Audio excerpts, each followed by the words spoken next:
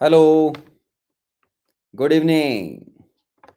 Good evening, क्या हाल है बच्चों? हेलो। जय श्री कृष्णा। वैभवी, जय Shri Krishna. Good evening, good evening, good evening. सक्षम हमेशा मेरे से एक मूल आशीर्वाद मांगता है। गुड इवनिंग, गुड इवनिंग, खुश रहो। प्रणाम, Radhe Radhe. I am fine. आज सैटरडे है। ठीक बात है, मालूम है आपको आज सैटरडे है नहीं? कल अपनी क्लास है, याद है? कल अपनी क्लास है, कितनी बजे बताओ? कितनी बजे क्लास है? कल हमारी क्लास है 6:30 पर एज यूजुअल। उसके बदले में बता रहा हूं मैं आपको, आराम से सुनिएगा। तो मैं पहले लिख देता हूं आराम से। टुमारो 6:30 क्लास है, सबको याद होगा। ट्यूसडे क्लास नहीं हो पाएगी, तो मैं अब संडे के बाद, संडे को मतलब मैं जो क्लास ले रहा हूं वो ट्यूसडे की क्लास की जगह पर ले रहा हूं, है ना? फिर अब हम डायरेक्ट मिलेंगे थर्सडे को। संडे के बाद क्लास होगी, संडे के बाद हम डायरेक्ट मिलेंगे थर्सडे को। ठीक है, तो ये बात मैंने आपको बता दी। फिर आपको जैसे जैसे मेरी थ्योरी कवर हो जाएगी तो कल फिर मैं आपको शीट दे दूंगा। हालांकि अभी मैंने प्रॉब्लम सॉल्व करना सिखाया नहीं है, तो इसलिए शीट देने में कोई जल्दबाजी नहीं कर रहा हूं। तो आपको अभी मैंने आज एक असाइनमेंट अपलोड कर दिया है। ठीक है ना, मैंने आज आपको एक असाइनमेंट अपलोड कर दिया है। उस असाइनमेंट को आप ट्राई करें। ठीक है ना, उसको आप ट्राई करिएगा जब तक। फाइन। उसमें बहुत सारे एन फैक्टर हैं, तो ऐसा हो जाएगा। ओके, चलिए। हाँ, वन मोल आशीर्वाद है, आशीर्वाद है। ठीक है, चलो। ओके, चलो। अब आगे बढ़ते हैं बच्चों। तो मैंने लास्ट क्लास में आपको कुछ प्रॉब्लम्स दिए थे। क्या प्रॉब्लम दिए थे मुझे शायद ध्यान नहीं है। आई थिंक डिसप्रपोर्शनेशन रिएक्शन पे बात कर रहे थे बच्चों। चेक करो, याद करो। डिसप्रपोर्शनेशन रिएक्शन पे बात कर रहे थे, ये बात है। ओके, तो मैंने मेरे प्यारे बच्चों आपको डिसप्रपोर्शनेशन रिएक्शन पर, याद आ गया, दो क्वेश्चन दिए थे शायद सीएल वाले, है ना? तो चेक कर लेते हैं। और आपने, मुझे उम्मीद है, बैलेंस किए होंगे। चेक कर लेते हैं, कोई दिक्कत नहीं, नहीं आएंगे तो बता देंगे।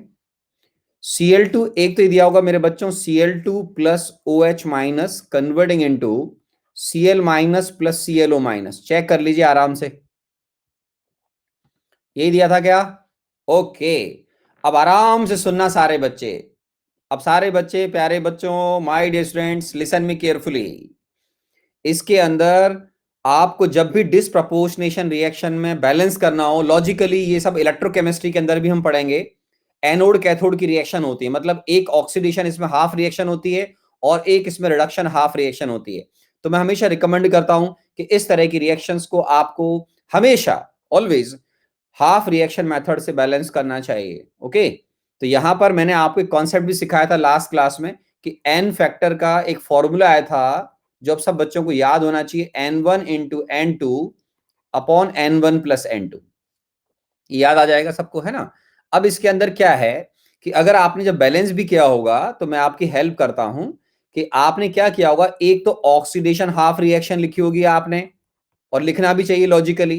तो ऑक्सीडेशन हाफ रिएक्शन, चलो चेक कर लेते हैं मेरे बच्चों, आपने सही करा है गलत करा है। ये बताओ Cl2 का नंबर क्या है? Cl का नंबर 0, यहां पर नंबर -1, यहां पर नंबर बताओ, यहां पर नंबर ClO माइनस क्या नंबर है? +1। तो इसका मतलब ये क्या हुआ, 0 से +1 में जाना मतलब ऑक्सीडेशन, 0 से -1 में जाना मतलब रिडक्शन। ठीक बात है। तो ऑक्सीडेशन हाफ रिएक्शन को हम आराम से इधर लिख लेंगे, और रिडक्शन हाफ रिएक्शन को अपन इधर लिख सकते हैं, उसमें कोई दिक्कत वाली बात नहीं है। तो रिडक्शन हाफ रिएक्शन, सारे बच्चों का आंसर सही आना चाहिए, ऐसा मैं उम्मीद करता हूं। आगे तो ईश्वर है। जय बजरंग बली। ठीक है, तो इसमें देखिए, ऑक्सीडेशन हाफ रिएक्शन के अंदर क्लोरीन जो है वो आपका किस में जा रहा है बेटा? क्लोरीन जा रहा है ClO माइनस में। Okay, fine. तो यहां पर ये जा रहा है बेटा ClO माइनस के अंदर। ओके, तो ये अगर ClO माइनस में जाएगा तो सबसे पहले आपने क्या किया होगा? आपने सबसे पहले Cl को बैलेंस कर दिया होगा, सारे समझदार बच्चों ने। समझदार बोलना जरूरी है, क्योंकि जो पढ़ाई करेगा उसी को मालूम है क्या बोलने जा रहा हूं। अब इसके बाद फिर हमने क्या किया होगा? यहाँ पर 2 मोल, इस तरफ 2 मोल ऑक्सीजन के एटम ज्यादा हैं, तो आपने इस तरफ 2 मोल H2O ऐड कर दिए होंगे। तो ऐसा करने से इस साइड में 4H और 4O ज्यादा हो जाएंगे, तो इसके जस्ट डबल OH माइनस आप लेफ्ट हैंड साइड पर ऐड कर देंगे। तो इससे क्या होगा मेरे बच्चों कि आपके पास क्लोरीन, हाइड्रोजन, ऑक्सीजन सब बैलेंस हो जाएगा। अब आप समझदार हो, चार्ज बैलेंस करने के लिए मुझे और कितने इलेक्ट्रॉन ऐड करने चाहिए जल्दी बताओ। मुझे चार्ज बैलेंस करने के लिए कितने इलेक्ट्रॉन ऐड करने चाहिए? 2। तो ये हमारा इक्वेशन नंबर 1 हो गया मेरे बच्चों। तो इसका मतलब ये होता है सिंपल लैंग्वेज में कि हमारे पास N1 की वैल्यू, अगर आप समझेंगे, समझदार व्यक्ति होंगे तो आपको समझ में आएगा, आप इंटेलिजेंट भी हैं, कि N1 का वैल्यू 2 आया होगा आपका। नेक्स्ट जो रिडक्शन हाफ रिएक्शन है, उस रिडक्शन हाफ रिएक्शन के अंदर आपने क्या किया होगा बेटा? Cl2 converting into Cl minus. तो आपने यहां पर क्या किया होगा सोचो। अच्छा, ऑक्सीडेशन हाफ रिएक्शन, एक सेकेंड, Cl2 को अपन ने कन्वर्ट कर दिया क्या? तो ये +1, तो यहां पर भी कोई दिक्कत वाली बात नहीं है, ये तो हो गया था। इस तरफ बताओ क्या करें, सबको मालूम है, ये तो कोई दिक्कत नहीं है। 2Cl माइनस, जल्दी बताओ क्या करूं? सब समझदार हैं यार, 2Cl डायरेक्ट लिख दो ना यार, दो दो बार क्यों एनर्जी लगाएं, अब तो अपन बैलेंसिंग सीख चुके हैं, यस और नो? अरे अब तो डायरेक्ट लिख सकते हैं अपन, समझदारों के लिए नहीं। वेरी गुड, तो +2 इलेक्ट्रॉन लिख दूं, चलेगा? Equation number 2। अब इसमें देखो लग बाई चांस क्या हुआ बच्चों, जल्दी बताओ। दोनों तरफ n का वैल्यू सेम है, आप बोलोगे यस सर, तो दोनों इक्वेशन को डायरेक्ट ऐड कर देना चाहिए। और ना भी ऐड करो तो मुझे क्या करना है, मैं एक बार करके दिखाता हूं, बार बार नहीं दिखाऊंगा। आप इन दोनों रिएक्शन को ऐड कर दो, यस और नो? हरे राम।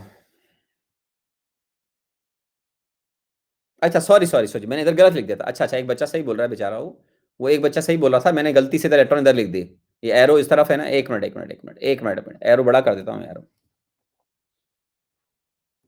+2 इलेक्ट्रॉन है ना। ओके, यहाँ तो सही लिख दिया, सही लिख दिया, चलो है ना। अब यहाँ पर ये दोनों इक्वेशन बन जाएंगे बेटा, तो आराम से आप इक्वेशन नंबर 1 2 को ऐड कर लें। वैसे तो अपना प्रॉब्लम सॉल्व हो जाता है, क्योंकि N1 भी आ चुका है और N2 भी आ चुका है। एन फैक्टर का कॉन्सेप्ट मैंने लास्ट क्लास में आपको सिखा दिया था, ठीक है ना बच्चों? फिर भी अगर आप चाहें तो इक्वेशन नंबर 1 2 को ऐड कर लो बेटा। तो equation number 1 plus equation number 2 को हम ऐड कर लेते हैं।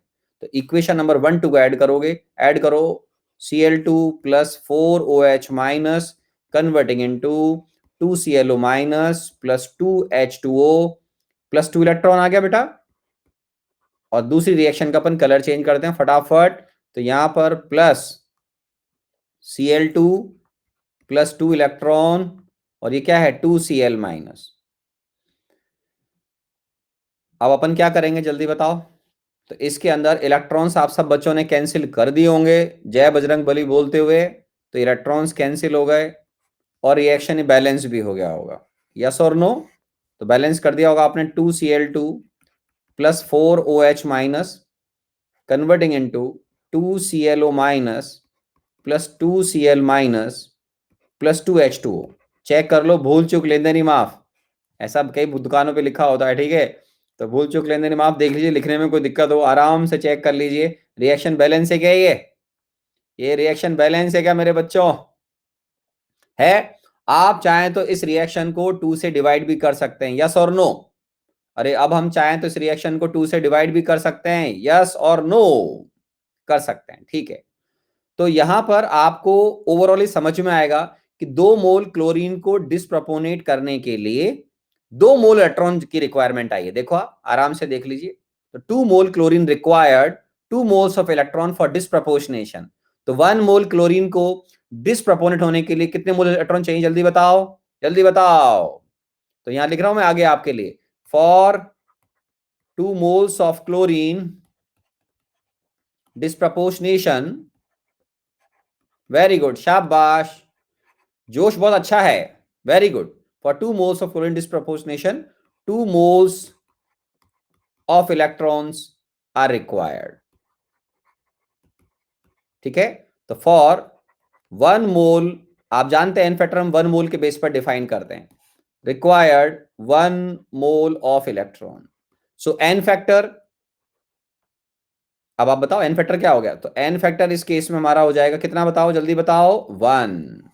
या तो आप ऐसे कर लेते, या फिर जिन बच्चों ने ऐसे सॉल्व किया होगा उनकी भी बात कर लेते हैं, और पीछे जाओ आराम से देखो। N1 का वैल्यू सबको समझ में आना चाहिए, बैलेंस हाफ रिएक्शन है। N2 का वैल्यू भी आपको समझ में आना चाहिए, बैलेंस हाफ रिएक्शन है।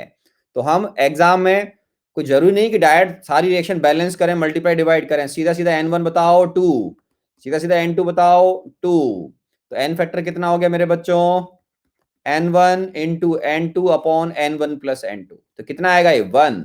तो इस केस में जहां n फैक्टर 1 है, आप समझदार हैं, इक्विवेलेंट मास और मोलर मास इक्वल हो जाएगा। ठीक है सत्यम बिट्टू, तो यहां पर दोनों का इस केस में n1 n2 इक्वल है, कोई जरूरी नहीं कि ऐसा हमेशा हो, आप समझदार हैं, ये तो इस केस में आ गया n1 n2 का वैल्यू सेम आ गया। ठीक है, तो यहां n फैक्टर सेम होने की वजह से equivalent mass of chlorine molar mass of chlorine के बराबर आएगा इस डिस्प्रपोर्शनेशन रिएक्शन के अंदर, क्योंकि n फैक्टर कितना आया बेटा, 1 आया है। ओके, दूसरा रिएक्शन भी तो दिया था मैंने आपको एक, अरे दूसरा रिएक्शन भी तो दिखा था। खुश रहो खुश रहो, एक बच्चा बोल रहा है पाए लागू, अरे मैं बहुत दूर खड़ा हूं, ऑफलाइन वाले बच्चे पाँव छूते हैं, ऑनलाइन वाले पाँव नहीं छू सकते हैं, मान लेता हूं मैं, चलो एजम्पशन है, पॉजिटिव है ना।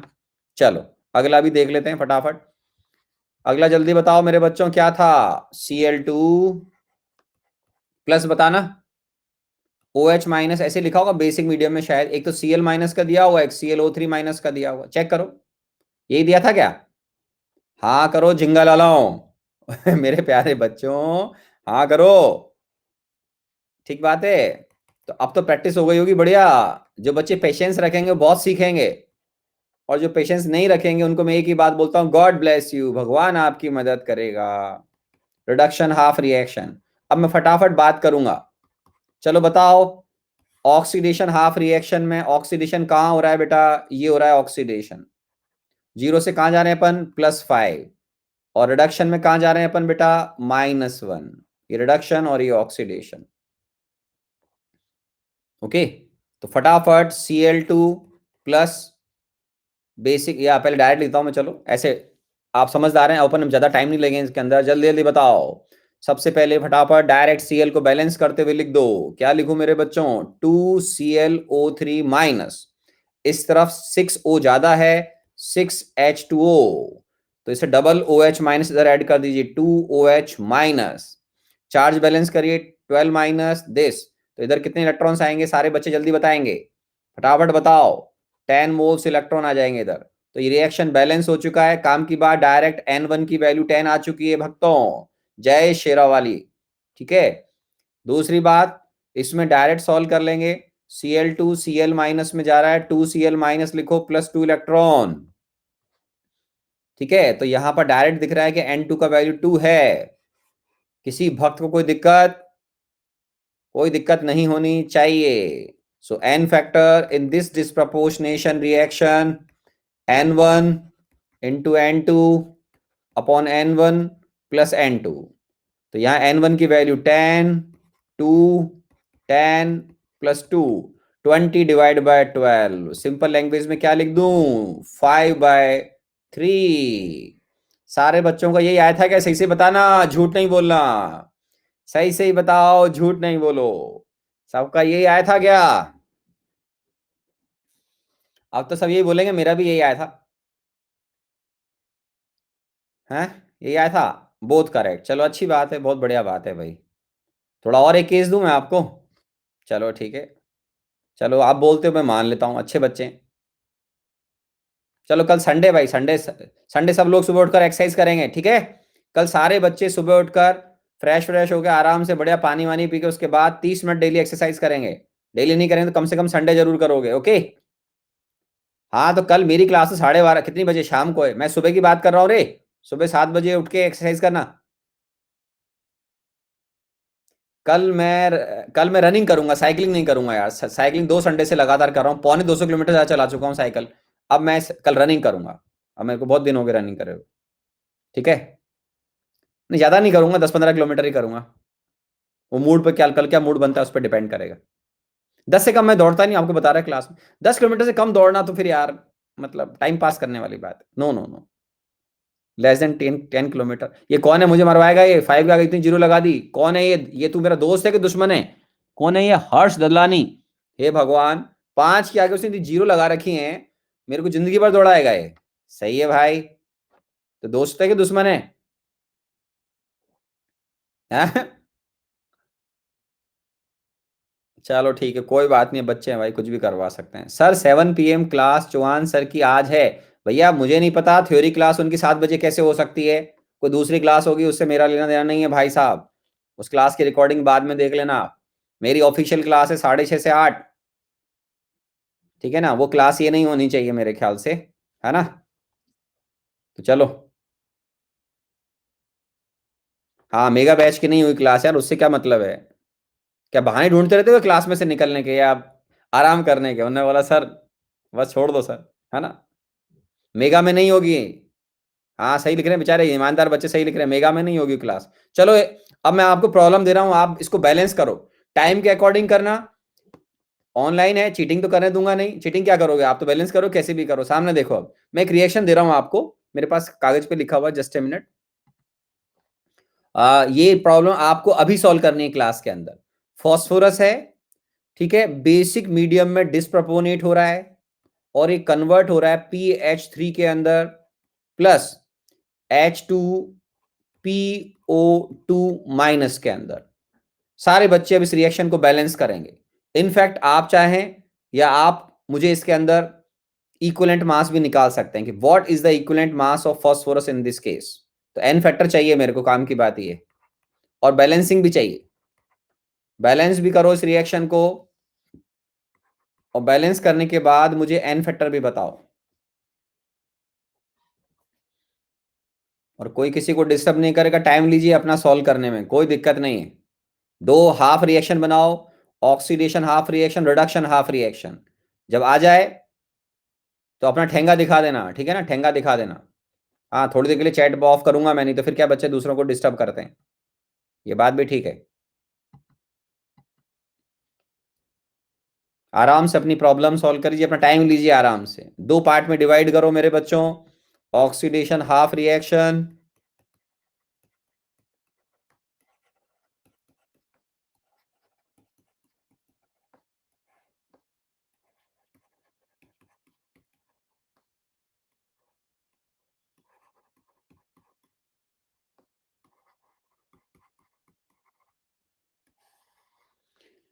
दोनों हाफ रिएक्शन को बैलेंस करना है आपको, रिएक्शन को बैलेंस भी करके बताना है, ठीक है। इसमें आप नंबर देख लेना आराम आराम से बच्चे। इसमें 0 नंबर है फास्फोरस का। इसके अंदर आपको नंबर -3 नजर आ रहा होगा, ठीक है ना। और इसके अंदर अगर किसी बच्चे को नंबर नहीं आता हो निकालना, तो बच्चों की तरह करेगा। 2 तो हाइड्रोजन का हो गया बेटा, 2 into +1 + x +4 into -2 is equal to -1, ठीक है। तो वो इस तरीके से भी कर सकता है कोई व्यक्ति। तो ये 2 और -4 कितना हो गया, -2 उस तरफ जाएगा तो +1। तो ये पी का नंबर यहाँ पर +1 है, ठीक है। तो आप आराम आराम से सोच करके इस हाफ रिएक्शन को बैलेंस करिए। और जिन जिन ने बैलेंस कराया वो ऐसे मुझे दिखा दीजिए, मैं समझ जाऊंगा कितने बच्चों का हो गया है। अभी कुछ बच्चों ने दिखाया था। वो वेरी नाइस। अरे इतने सारों ने कर लिया, अरे झूठों, हट, झूठ बोल रहे हैं नालायक। इतनी जल्दी थोड़ी सॉल्व होता है, 150 हो गए, हट। ये कौन नालायक है, 200 करने पे तुला हुआ है, 250 कर दिया उसने। इतने तो क्लास में हमारे बैच में बच्चे ही नहीं है भाई। हमारे बैच में इतने बच्चे नहीं है, देखो 270 क्रॉस हो गया। अरे वो जालिमो शांत हो जाओ। ये देखो 320, हट। तो मजाक कर रहे हैं कुछ बच्चे मेरे साथ में। अब शांत हो जाओ, शांत हो जाओ। चलो शांत हो जाओ, शांत हो जाओ, है ना। चलो शांत हो गए, ये अच्छी बात है भाई, जब बोलूं शांत हो जाओ तो शांत हो जाया करो, है ना। ठीक है।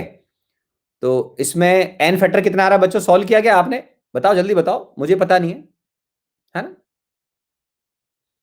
एन फैक्टर 3 आ रहा है, चलो बताओ। अच्छा, ऑक्सीडेशन हाफ रेशन फटाफट बताओ क्या किया। P4 oxidation converting into PH3। सबसे पहले आपने इधर फॉस्फोरस से मल्टीप्लाई कर दिया होगा 4 PH3 से, आप बोलोगे यस सर। प्लस साथ में बताओ फिर क्या किया होगा, इसमें थोड़ा माइंड लगाना पड़ेगा, क्योंकि इधर O नहीं, इधर जो है वो H ज्यादा है। तो H अगर ज्यादा होगा तो आपको सोच के बताओ इधर क्या ऐड करना है, जल्दी बताओ फटाफट। मैं तो बैलेंस करने की बात भी कर रहा हूं आपसे, थोड़ा सा डिफरेंट है ये, आराम से बैलेंस करिए। आपको H2O का और OH- का बैलेंस बढ़ाना है बेटा। इधर 12H ज्यादा है, तो अगर इधर 12 ज्यादा है तो मैं इधर 12H2 ऐड कर देता हूं, तो यहां पर 12H अब इधर और 12O इधर ज्यादा हो जाएंगे, तो आप कॉमन सेंस लगाते जाएंगे, धीरे धीरे रिएक्शन बैलेंस होती जाएगी। ऐसा करके फॉस्फोरस बैलेंस हो जाएगा। H को चेक करो बच्चों, H बैलेंस हो गया 12, इधर है 24, अभी H बैलेंस नहीं हुआ है, कुछ गड़बड़ है, आराम से चेक करो, बताओ मुझे कहां गड़बड़ है। 24 हो गया, 12 और 12 ओ सारा बैलेंस है।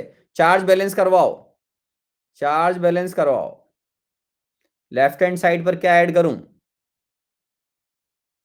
अरे लेफ्ट हैंड साइड पर क्या क्या इलेक्ट्रॉन ऐड करूं बताओ आप? 4pH3, 4pH3, इसका मतलब ये तो हो गया, अपने रिडक्शन की रिएक्शन में लिख दिया रे वाला एक्चुअल पार्ट, तो इसको ऐसा करते हैं, इसको इधर लिख देता हूं और ऑक्सीडेशन का इधर कर लेता हूं, है ना? ठीक है, तो बताओ इलेक्ट्रॉन कितने ऐड कर दूं इधर? 12 इलेक्ट्रॉन ऐड कर दूं? 12 होंगे, कितने होंगे बताओ? चार्ज बैलेंस करो, 12 माइनस 12 इलेक्ट्रॉन। इधर बताओ, ऑक्सीडेशन हाफ रिएक्शन, ऑक्सीडेशन में क्या हो रहा है? P4 converting into H2PO2 minus, है ना? बहुत बढ़िया। तो इसके अंदर अपन फास्फोरस बैलेंस कर लें, पहले फास्फोरस बैलेंस कर लीजिए। फास्फोरस बैलेंस हो गया, अब H को बैलेंस करना है और OH माइनस को बैलेंस करना है। तो एज यूजुअल जैसे आप बैलेंस करते आए हो उस तरीके से यहां पर प्लस क्या कर दूं मैं, जल्दी बताओ? H2 और OH माइनस को यूज करना है बेटा, 8 OH माइनस ऐड करूं, ठीक है? तो 8 OH माइनस ऐड करने से सॉल्व हो जाएगा प्रॉब्लम, आराम सोच लीजिएगा, मेरे पास तो पूरा आंसर लिखा हुआ है, कोई दिक्कत वाली बात नहीं है।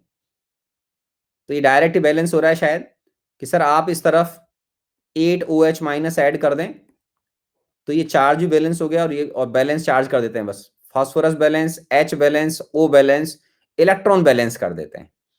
चार्ज बैलेंस के लिए कितना हो गया? 4 माइनस 4, 4 आ रहा है बेटा, 4 इलेक्ट्रॉन्स, आराम से देखिए। तो यहां से N1 का वैल्यू कितना आ रहा है बेटा? 12। N2 का वैल्यू बताओ मेरे बच्चों, N2 का वैल्यू बताओ? 4। N फैक्टर बताओ। हाँ, अगर रिएक्शन बैलेंस करनी हो तो बेटा इसको रिएक्शन नंबर 1 बोल रहा हूं, इसको रिएक्शन नंबर 2 बोल रहा हूं, ठीक है? तो आप क्या करोगे बैलेंस करने के लिए, समझ गए होंगे। पहले N फैक्टर का पार्ट फटाफट कंप्लीट कर दूं, N1 into N2 upon N1 plus N2। सारे बच्चों का आंसर क्या है जल्दी बताओ? 12 into 4 divide by 12 plus 4, 48 divide by 16, अपना आंसर आ रहा है 3। सबका आंसर 3 आ रहा है क्या? ओके, सबका मालिक वैसे एक होता है, लेकिन यहां पर 3 आंसर आ रहा है, तो कोई बात नहीं, चलो ठीक है।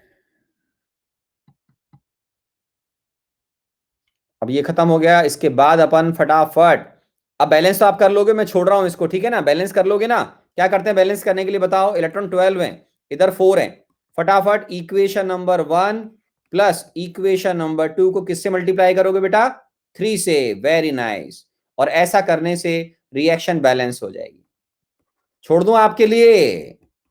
ऐसा करते रिएक्शन बैलेंस हो जाएगी। कर लोगे सॉल्व? अरे सॉल्व कर लोगे मेरे बच्चों, या इसको भी मैं सॉल्व करूं? कर लेंगे, वेरी नाइस, सुन के अच्छा लगता है मुझे,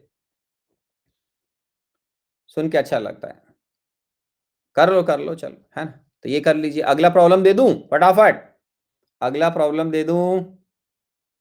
चलो नेक्स्ट प्रॉब्लम लिखिए आराम से। S8 plus OH minus converting into S2 minus plus S2O3 2 minus. करो बैलेंस, बैलेंस करने का कॉन्सेप्ट बनाओ और एन फैक्टर भी निकालो। सल्फर का नंबर बेटा यहाँ 0 है, यहाँ -2 है, तो ये तो हो गया रिडक्शन। और यहाँ 0 से बेटा ये सल्फर कहाँ जा रहा है? +2, तो ये हो गया ऑक्सीडेशन। दो पार्ट कर लीजिए, oxidation half reaction, shortcut, reduction half reaction, ठीक है?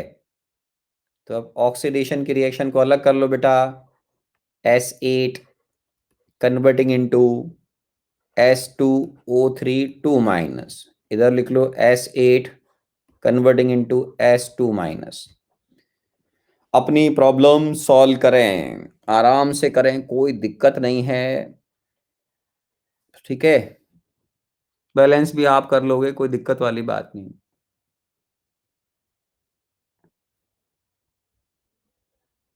अच्छा, कई बच्चों ने सॉल्व भी कर दिया है क्या? बहुत ही अच्छी बात है।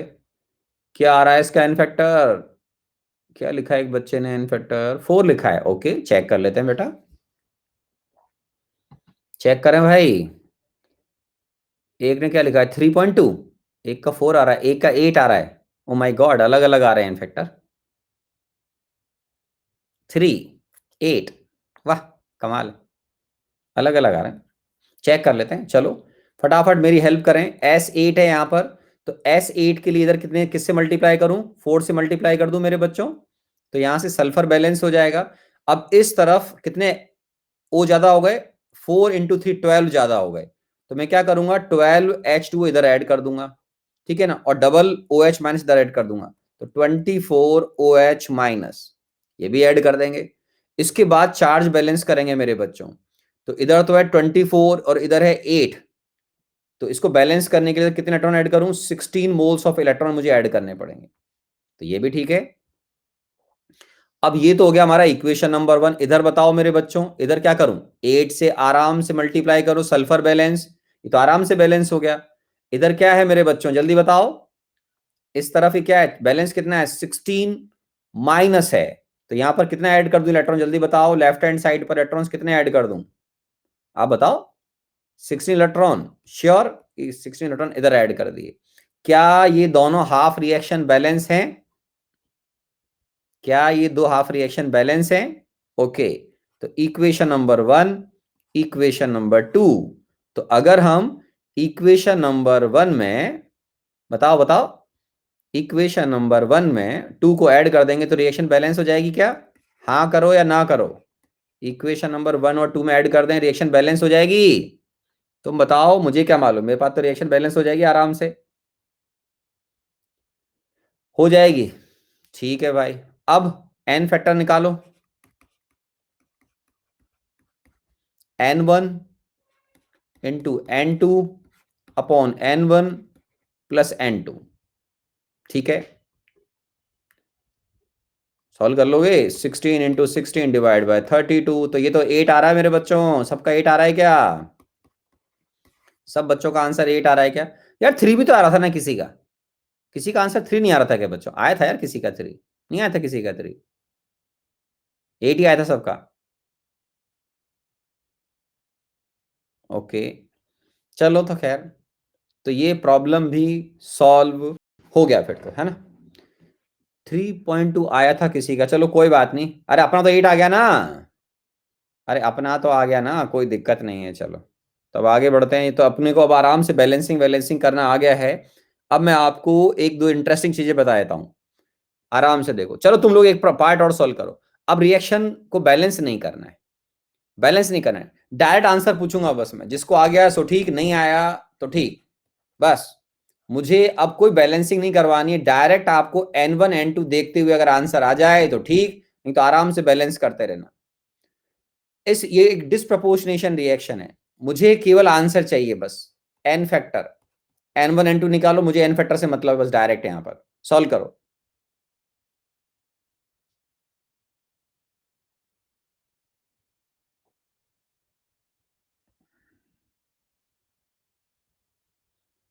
चेक करो फटाफट।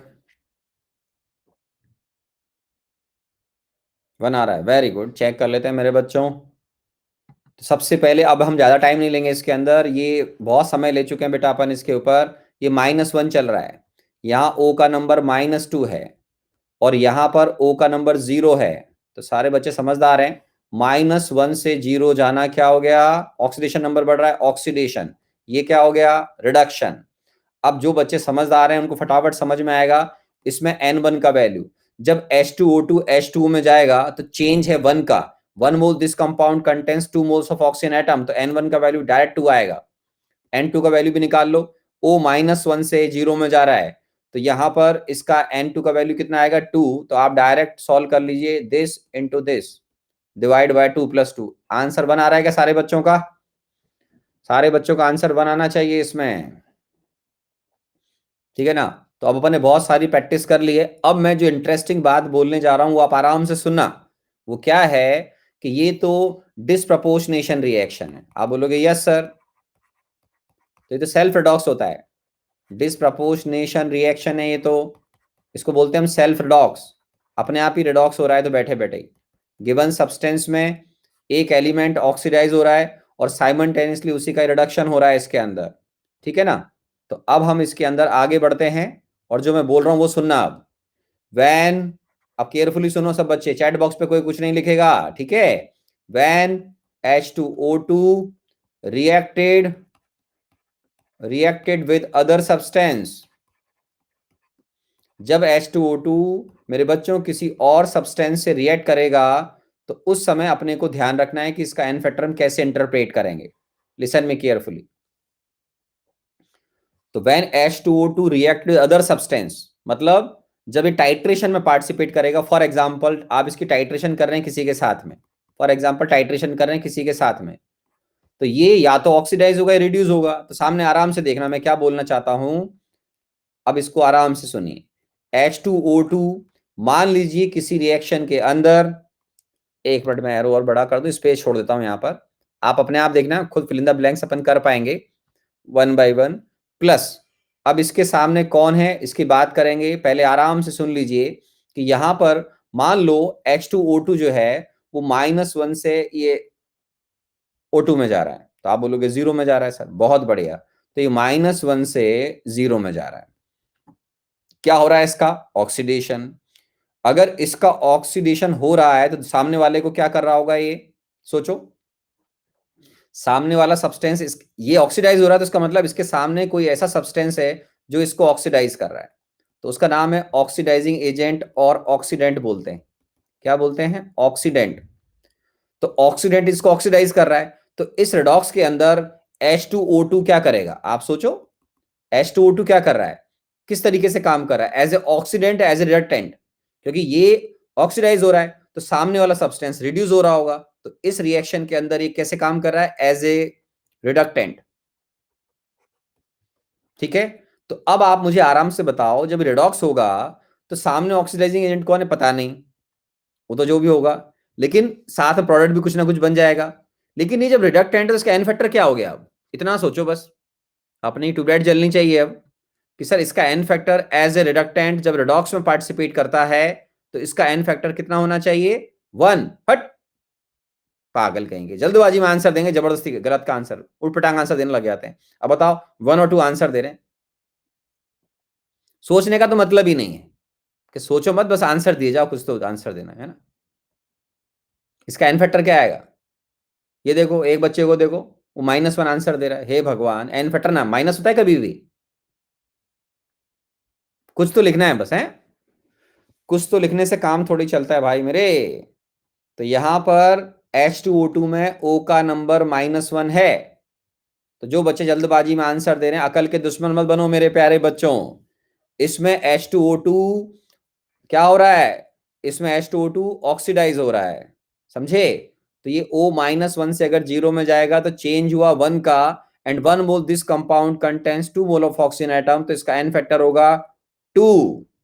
तो एज ए ऑक्सीडेंट या रिडक्टेंट इसके एन फैक्टर अगर आपको आते हैं तो आप इसका इक्विवेलेंट वेट इस रिएक्शन में निकाल सकते हैं। तो एक तो पार्ट ये हो गया। अब दूसरा आराम से देखिए, जल्दबाजी में आंसर मत दिया करो बेवकूफों की तरह। मुझे बहुत बच्चे खराब लगते हैं जो फटाफट आंसर लिखते हैं और शान समझते हैं और गलत लिखते हैं, वो वेरी बैड इंप्रेशन। बहुत ही गंदा लगता है मुझे ऐसे बच्चों के लिए, बिना सोच समझे कुछ भी आंसर दीजिए बेवकूफों की तरह। I don't like. टॉपर बच्चे ऐसी बेवकूफियां नहीं करते हैं, समझे? आगे आपकी मर्जी, जो करना चाहो आप। अब अगली बार केस चेंज हो गया, H2O2 के सामने इस बार कोई रिडक्टेंट है, तो सामने कोई रिडक्टेंट होगा तो इसका मतलब ये रिड्यूस होगा, ये रिड्यूस होगा तो वाटर में जाएगा, प्लस जो भी प्रोडक्ट बनना होगा वो बन जाएगा।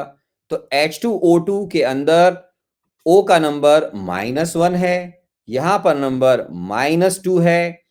इस रिएक्शन के अंदर ये H2O2 एज ए ऑक्सीडेंट काम कर रहा है, ये हर व्यक्ति को समझ में आना चाहिए, रेडॉक्स के अंदर पार्टिसिपेट करेगा तब।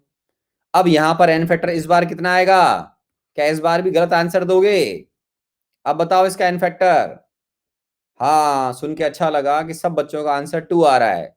तो -1 से -2 जा रहा है, तो चेंज हुआ 1 का इंटू 2। तो मेरे प्यारे बच्चों, इसका एन फैक्टर 2 हो गया। तो इसका मतलब क्या हुआ? चाहे ये रिडक्टेंट बने किसी रेडॉक्स रिएक्शन के अंदर, चाहे ये ऑक्सीडेंट बने, जब भी किसी और सब्सटेंस से रिएक्ट करेगा टाइट्रेशन के अंदर, तो इन टाइट्रेशन इसका एन फैक्टर 2 जा रहा है। और जहां एन फैक्टर 2 होता है, आप सब समझदार हो, इक्विवेलेंट मास ऑफ H2O2 हो जाएगा molar mass of H2O2 divide by 2। तो ये इक्विवेलेंट मास जब ये रेडॉक्स में पार्टिसिपेट करेगा इस तरीके से, तो इसका एन फैक्टर 2 आना चाहिए। फाइन। जैसे फॉर एग्जांपल मैं आपको ऐसे ही बता रहा हूं, मैं ये नहीं बोल रहा कि आप इनको रटने बैठ जाओ। जैसे H2O2 होता है मेरे बच्चों, अब ये KMnO4 से रिएक्ट करता है एसिडिक मीडियम में, ठीक है ना? तो बस अपने को आइडिया लग जाना चाहिए कि एसिडिक मीडियम में रिएक्ट करेगा तो Mn तो रिड्यूस होकर +2 में जाएगा, और ये जो है H2O2 ऑक्सीडाइज होगा। अब ऑक्सीडाइज होगा तो कहां जाना चाहिए, वो आपको पता होना चाहिए कि जब ये ऑक्सीडाइज होगा तो ये O2 में जाएगा। बस तो इस तरीके से रिएक्शन का पता लग जाता है, ठीक है ना, कि ये रिड्यूस हो रहा है, वो ऑक्सीडाइज होगा। ये ऑक्सीडाइज हो रहा है तो -1 से कहां जा रहा है, ये 0 में जा रहा है। ये +7 से कहां जाएगा, एसिड मीडियम में +2 में जाता है। तो ये सारी बातें अपन पहले कर चुके हैं, ठीक है ना? तो ये जस्ट एक आइडिया दिया मैंने। अब मुझे एक बात बताओ कि आपने 11th क्लास में आपको बहुत आराम से पढ़ाया गया था कि मोलारिटी ऑफ H2O2 सॉल्यूशन का एक फॉर्मूला होता है। मोलारिटी ऑफ H2O2 सॉल्यूशन का एक फॉर्मूला होता है जिसका लिंक होता है वॉल्यूम स्ट्रेंथ ऑफ H2O2 से। Volume strength of H2O2 divide by कितना होता है, ये सब कुछ पढ़ाया गया है डिटेल में आपको, 11.35। Very nice. ये 11.35 जो होता है, क्लास में मैंने सारे बच्चों को बता रखा है, ये होता है एट 1 बार एंड 273 केल्विन। कुछ याद है? अरे कुछ याद है? Very good. इसको बोलते हैं STP। क्या बोलते हैं? Standard temperature pressure. ओके। और ये भी सिखा रखा है कि मोलारिटी ऑफ H2O2 सॉल्यूशन को अगर मैं डिफाइन करूं, जल्दी बताओ, एट 1 atm एंड 273 केल्विन, तो मोलारिटी ऑफ H2O2 सॉल्यूशन का एक कॉन्सेप्ट और है, volume strength of H2O2 divide by, जल्दी बताओ, 11.2। Very good. तो ये फॉर्मूला भी मेरे सारे प्यारे बच्चों को याद है। बहुत ही अच्छी बात है, ये बहुत ही अच्छी बात। अब तुम सोच करके बताओ, जो सामने रिएक्शन पड़ा हुआ है, जो मैं बोलूं उसका आंसर देना। अगर मैंने एग्जाम में, मान लो ऐसे ही मैं एग्जाम में मैंने रिएक्शन दे दिया और मैं आपसे पूछ रहा हूं कि इसकी नॉर्मलिटी बताओ H2O2 सॉल्यूशन की, मैंने आपको वॉल्यूम स्ट्रेंथ भी दे दिया, तो क्या नॉर्मलिटी का वॉल्यूम स्ट्रेंथ से कोई रिलेशन ला पाओगे आप? नॉर्मलिटी का वॉल्यूम स्ट्रेंथ से रिलेशन ला पाओगे? याद दिलाता हूं मैं आपको, नॉर्मलिटी क्या होता है मेरे बच्चों? नॉर्मलिटी क्या होता है मेरे Bittu? Molarity into n factor. Molarity into n factor. क्या दिखता है आपको इतनी देर सुनने के बाद कि एज ए ऑक्सीडेंट या रिडक्टेंट जब ये रिडॉक्स में पार्टिसिपेट करेगा, तो उस रिडॉक्स के अंदर इसका एन फैक्टर कितना दिख रहा है आपको? 2। तो अभी आप क्लियर देख रहे हो कि इसका एन फैक्टर 2 है, तो इसका मतलब आप ये कॉन्सेप्ट यहां पे लगाइए या इधर लगाइए, तो आज के बाद एक फॉर्मूला याद हो जाएगा। क्या हो जाएगा बताओ?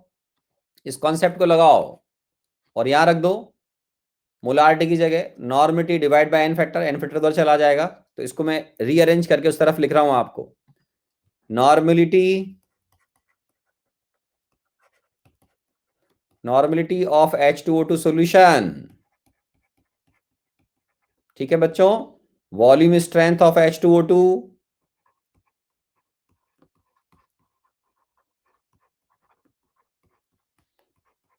H2O2 डिवाइड बाय, ऐसे लिख दूं, 11.35 डिवाइड बाय 2। चलेगा मेरे बच्चों? चेक करो ये कहां पर बातें कर रहे हैं, eight 1 bar and 273 Kelvin. Fine. At 1 atm and 273 Kelvin. अब बताओ, N डायरेक्ट वॉल्यूम, समझदार है, आज की बात याद रह जाएगा। Volume strength of H2O2 divide by, direct लिख दूं 11.2 डिवाइड बाय 2, डायरेक्ट लिख दूं 5.6, चलेगा? तो ये भी अच्छी बात है। तो आराम से आप यहां से बात कर सकते हैं कि नॉर्मलिटी को मोलारिटी से लिंक करना अपने को ऑलरेडी आता है, हम एन फैक्टर वगैरह काफ़ी सीख चुके थे।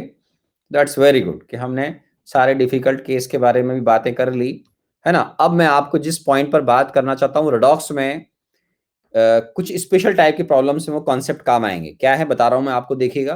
कुछ ऐसे सब्सटेंस हैं जो ऐसे एज ए एसिड भी काम कर सकते हैं और उनका रेडॉक्स में पार्टिसिपेशन भी हो सकता है, तो मैं उनके लिए अलग से फोकस करवा रहा हूं आपको। इस आराम से देखना। आपने ऑक्जेलिक एसिड का नाम सुना होगा, आप बोलोगे हाँ नाम तो सुना है। अब ये होता है H2C2O4, ठीक है ना। तो अब मेरी बात को बहुत आराम से सुनिएगा। अगर मैं आपसे पूछूंगा तो ये पार्ट कवर हो चुका है। एज ए एसिड इसके एन फैक्टर क्या क्या हो सकते हैं?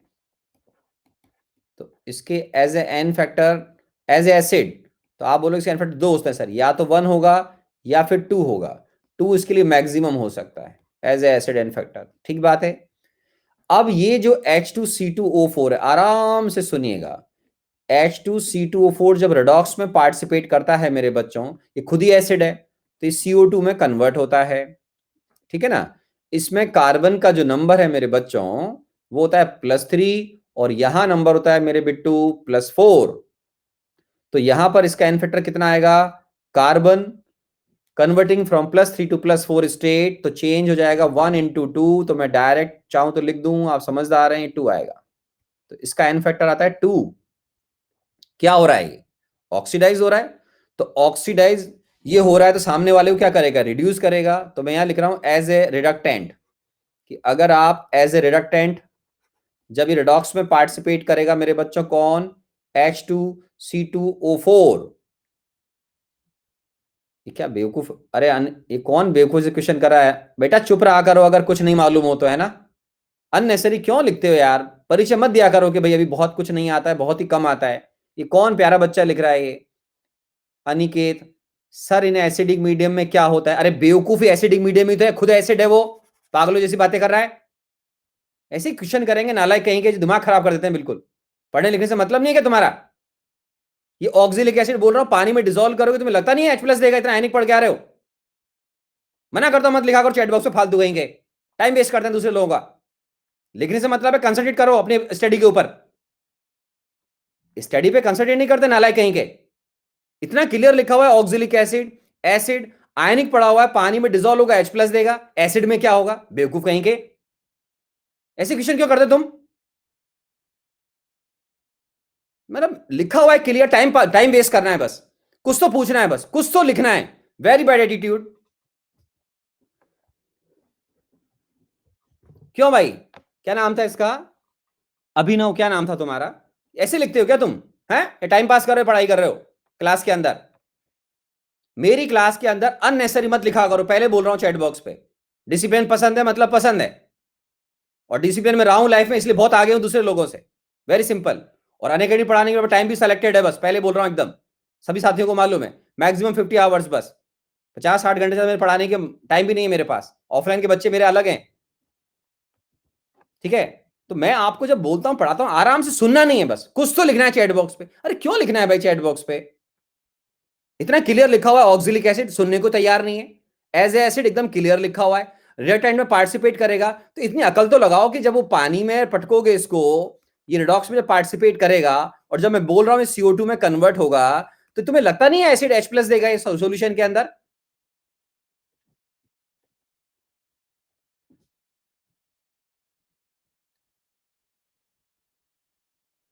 सर कुछ रिएक्शन Fe3+ में ब्रेक, पता नहीं क्या लिखते रहते हैं यार।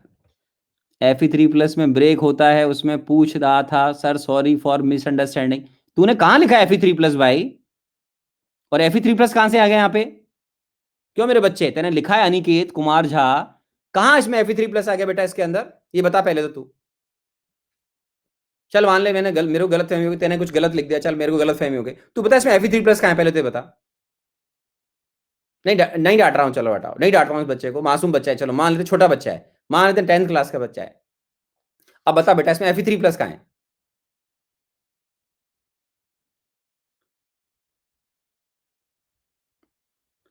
अरे बताना अब इसमें Fe3+ कहाँ है?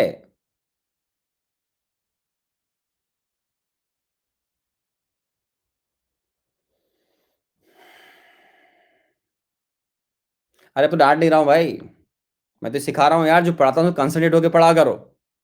बातें करते हैं ऑफलाइन के बच्चों की तरह कि सर शीट दो, तुम्हें लगता है तुम शीट सॉल्व करने के लायक हो? लेकिन प्रॉब्लम क्या है कि भाई सारे बच्चे ऐसे नहीं होते हैं, सारे बच्चों में बहुत अच्छे अच्छे होते हैं, या इसने होता है कुछ गलत गलत फहमी इसको हो गई हो। पर आपने जो लिखा है दोबारा वो तो बता दो, इसमें कहाँ है तुमको Fe3+ नजर आ रहा है, वो तो बताओ।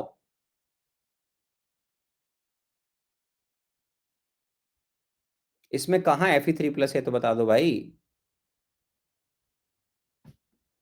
चलो कोई बात नहीं, बच्चा है, माफ कर देते हैं उसको, है ना, नहीं नहीं कोई बात नहीं, बच्चे हैं, लेकिन क्या यार, पढ़ाने का जो एक कंसंट्रेशन होता है, एक जो फिजा बनती है ना, उसको आप ब्रेक करते हो। I am not a professional person यार, ठीक है ना?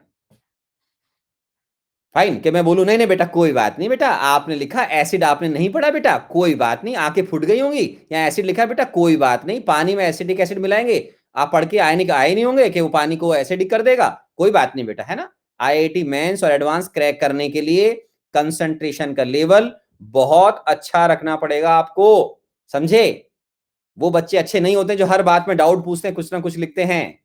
अच्छे बच्चे वो होते हैं जो बहुत केयरफुली सुनते हैं और मिनिमम से मिनिमम डाउट पूछते हैं, वो बच्चे अच्छे कहलाते हैं हमेशा, ठीक है? सत्यम भाई सही बोला ना मैंने एकदम? सत्यम भाई कहाँ गया? चलो छोड़ दे, कोई बात नहीं, बच्चे को माफ कर दिया मैंने, कोई बात नहीं। अरे सत्यम मैं सही बोल रहा हूँ गलत बोल रहा हूँ, तू बता यार। इसमें ऑक्जेलिक एसिड लिखा हुआ है, यहाँ एज एसिड बता रहा हूँ, आयनिक आप पढ़ के आ रहे हो, समझदार हो, एसिडिक मीडियम में क्या होगा, हद है यार। खैर चलो आगे बढ़ते हैं बच्चों, तो ये हो गया, चल कोई बात नहीं। अब आइंदा क्या, कोई बच्चा नॉर्मल लिखने से पहले 4 बार सोचेगा, तो वो अच्छी बात है अपनी क्लास के अंदर। लेकिन हाँ, जो भी बच्चा है मेरी उसके प्रति सिंपैथी है, कोई बात नहीं बेटा, है ना? भगवान आपको खुश रखे, बट मैं उम्मीद करूंगा आप अगली बार कंसंट्रेट होकर पढ़ेंगे, और आइंदा आप गलती मत करना बस, है ना? जो गलती अब करी है वो अब आइंदा गलती मत करना। चलो इधर आगे बढ़ो, ये KHC2O4 है। अब ट्यूबलाइट आपकी जलनी चाहिए कि अगर आपने आयनिक पढ़ा हुआ है तो सही मायनों में इसको इनकम्प्लीट सॉल्ट बोलते हैं। सत्यम तो मेरा प्यारा बिट्टू है, सत्यम तो मेरा बहुत प्यारा बिट्टू है, जैसे मैंने उसको डांटा उसने मेरे को हेड दे दी, तो ये भी एक बहुत अच्छा रिलेशन हुआ ना गुरु शिष्य का, कि बिना उसने टेंशन करे हुए ज्यादा, उन्होंने कहा सर गुरुजी हेड लो, डेडिकेट कर दी उसने हेड। हाँ यार 3-3 हेड दी थी उसने, तो मैं उसको क्यों नहीं बोलूंगा प्यारा बच्चा? डांट खाने के बाद गुरु की, अगर कोई बच्चा आपको, अरे डेडिकेट ऑनलाइन में क्या नहीं करो तो नहीं करो यार, उसमें क्या हो गया, पसंद अपनी अपनी। तो मैं ऐसे बच्चों को बोलता हूं दिल से खुश रहो, भगवान आपको हमेशा खुश रखे, और जिस बच्चे को डांटा है उसको भी ऐसा नहीं है, तुम भी भगवान बहुत अच्छे इंजीनियर बनाए, तुमको भी कोई दिक्कत नहीं है, मेरे क्या फर्क पड़ता है? मुझे क्या डांटने में मजा भी आता है बच्चों, मैं सही बताऊं आपको, क्योंकि इससे क्या होता है, बॉडी के अंदर जो 1-2 ml ब्लड है वो इवोपोरेट होता है, तो उससे क्या है, जो बॉडी का स्ट्रक्चर वेल मेंटेन रहता है, वेट मेंटेन रहता है। तो इसी वजह से मेरा जो वेट है वो लास्ट लगभग 17, 18, 19, 20 ईयर से 67 से 70 के बीच में रहता है। कितना? 67 से 70 के बीच में रहता है। तो डांटने से क्या है, ब्लड जो है थोड़ा सा गर्म भी रहता है, और वो हमें स्पोर्ट्समैन के लिए थोड़ा चाहिए होता है ना? चलो आगे बढ़े। ठीक है, तो चलो कोई नहीं। इससे एक फायदा क्या होता है बच्चों, एक बच्चे को डांट दो, उसमें फिर क्लास में डिसिप्लिन अच्छा मेंटेन हो जाता है, तो ये भी एक साइकोलॉजिकल एक अच्छा पार्ट है ना? ठीक है, तो मेरा वेट 67 से 70 के बीच में रहता है। चलो आगे बढ़ते हैं। अब इसको गौर से सोचना, मैं जो पूछूंगा उसका आंसर देना। चलो जिस बच्चे को डांटा वही बताएगा, हटाओ, कोई बात नहीं यार, वो दोस्त है मेरा, जूनियर बच्चा है, चलो कोई बात नहीं। जिस बच्चे को डाटा था वो बताएगा, वो टाइप भी करेगा बिना घबराहट के। बताओ बेटा, ये एज ए एसिड जब वर्क करेगा तो इसका एन फैक्टर क्या होगा? हिंट दे रहा हूं उस बच्चे को, ये इनकम्प्लीट सॉल्ट है बेटा। जैसे H2C2O4 को अगर हम KOS से रिएक्ट करें मेरे बच्चे, तो ये KHC2O4 बनता है, ठीक है ना, प्लस वाटर बनता है। तो उस बच्चे को हिंट दे रहा हूं मैं, तो उस बच्चे को हिंट है कि इनकम्प्लीट सॉल्ट है बेटा ये। तो मैं उससे पूछ रहा हूं कि एज ए एन फैक्टर, इसका एज ए एसिड इसका एन फैक्टर बताओ। अरे जल्दी बताओ, कहां गया प्यारा बच्चा, सोच ले आराम से कि इसका as a acid n factor क्या होगा।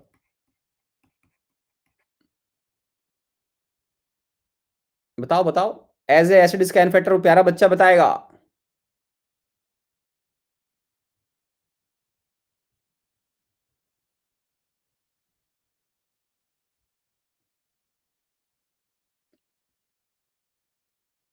कर रहा है, कर रहा है, कर ले बेटा, कर ले, कर ले, कर ले, हाँ? सोचो, आराम से सोच लो बेटा, वेरी नाइस। कर रहा हूं बेटा, ऐसे सोचना है कि एज ए एसिड इसका एन फैक्टर क्या होगा। आराम से सोचो। नहीं, एब्सेंट नहीं है। क्यों भागेगा वो हमारा प्यारा बच्चा है, झा साहब। क्या नाम है, अंकित कुमार झा। बेटा कमजोर लोग होते हैं जो भाग जाते हैं मुसीबतों से।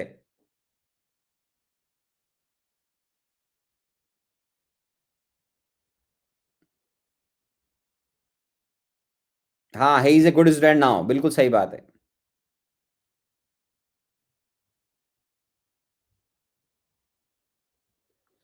अरे बताओ भाई, एज ए एसिड इसका एन फैक्टर, इतना टाइम थोड़ी लगता है बेटा इसके अंदर। चलो तुम सही से बताओ मिस्टर झा, आपका क्लास कौन सा है? आपका क्लास कौन सा है बेटा, सही से बताओ, चलो ईमानदारी से बताना। 11th क्लास है, ओके। तो बेटा इसमें तो इतना टाइम लगना ही नहीं चाहिए ना मेरे बच्चे, इसमें एन फैक्टर सीधे सीधा 1 आएगा ना यार। एज ए एसिड का मतलब होता है जब ये एसिड की तरह किसी बेस से रिएक्ट करेगा। ये ले, तेरे तेरे लिए मैं प्यार से एक रिएक्शन लिख देता हूं, ये ले, कि अगर मैं इसको किसी बेस से रिएक्ट कराऊं, जैसे KOS से रिएक्ट करा रहे हैं मेरे बच्चे, तो ये क्या बन जाएगा मेरे बच्चों, जल्दी बताओ फटाफट, सब लोग बताओ। उस बच्चे की हेल्प करो। K2C2O4 बन जाएगा, प्लस क्या हो जाएगा, ये वाटर बन जाएगा। तो इसका इस रिएक्शन में एन फैक्टर 1 होगा ना बेटा। इतना सोचने की कहां जरूरत आ रही है, इतना सोचने की इसमें जरूरत नहीं है। आयनिक फॉर्म में आप इसको ऐसे लिख सकते थे, HC2O4 minus reacting with OH minus and converting C2O4 2 minus plus water. ठीक है, अंडरस्टूड है।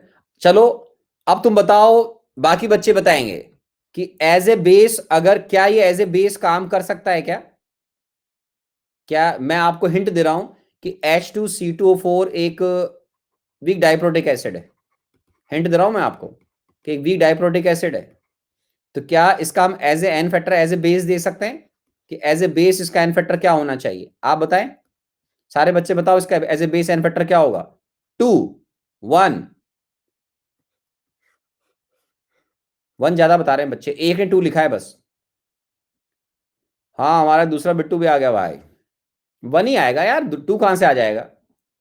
फिर एक बच्चे ने लिखने में बहुत जल्दबाजी करी, शायद जिसने सबसे पहले लिखा था उसने गलत लिखा था। तो कुछ लोग समझने को तैयार नहीं है शायद, कि जल्दबाजी में लिखने से अच्छा है वेट करो अपना, है ना। तो यार चलो रिएक्शन बताओ अपनी फटाफट। KHC2O4।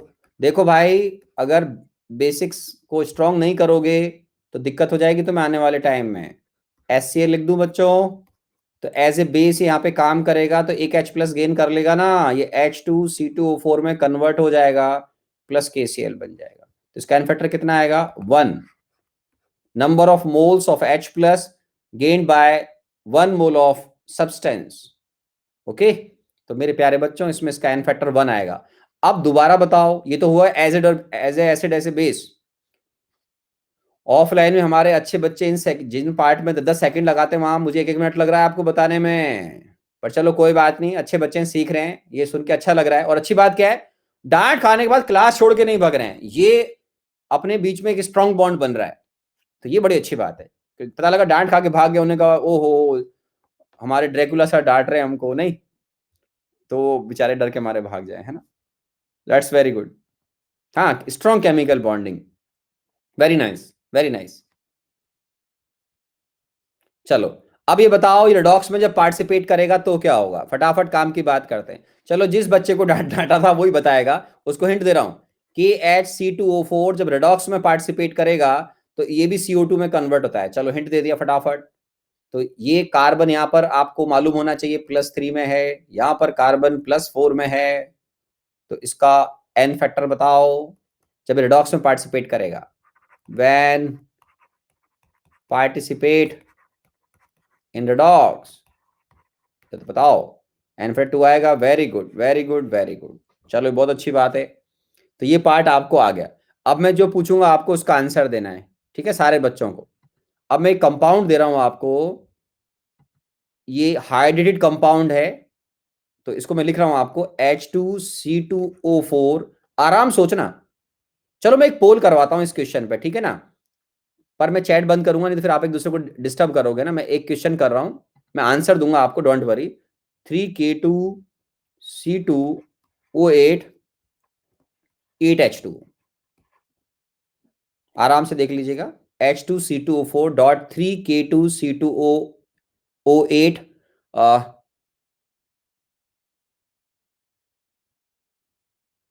सॉरी, 8 नहीं आता यार, इसमें 4 आएगा। ये मिस प्रिंट कर दिया होगा हमारे ऑपरेटर ने। H2C2O4.8H2 है ना, ये एक हाइड्रेटेड कंपाउंड है मेरे बच्चों, है ना। अब मैं आपसे सिंपल पूछ रहा हूं, एन फैक्टर, बस डैट पोल करवाऊंगा मैं। N factor as a acid, ठीक है। तो एज ए एसिड इसका एन फैक्टर आपको देख करके बताना है इसके अंदर। बहुत आपको अच्छा लगे बुरा लगे, टाइम में बिल्कुल 15 सेकेंड ही दूंगा, समझदार हैं। ऑप्शन बनाता हूं आपके लिए। इसके ऑप्शन में एक होगा 1, ऑप्शन बी होगा 2, ऑप्शन सी होगा इसके अंदर 4, और डी ऑप्शन होगा 8। ठीक है, तो आराम से देख लीजिए आप। इसके अंदर आपको 5-10 सेकेंड ही बहुत हैं सोचने समझने के लिए। फाइन, बताओ। तो इसके अंदर पहले आंसर आ जाए तो फटाफट, 15 सेकेंड का टाइम दिया मैंने।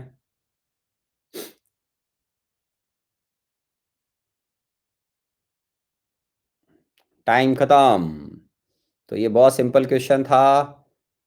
हर्षिता, हर्ष ददलानी, अर्थव, अंकित, जाजू लिखा हुआ, शायद वाइब्रेंट लिखा हुआ आगे। श्री राम, ये मेरा प्यारा बच्चा है, Jai Shri Ram. Jaydeep Upadhyay, very good. Aayushi Arya, Arnav Khatri, Lekant and Sadhika Singh, very good, very good. Simple है, बस स्पीड का चक्कर पड़ गया, बाकी काफी बच्चों को, लगभग सबको ही आ गया होगा।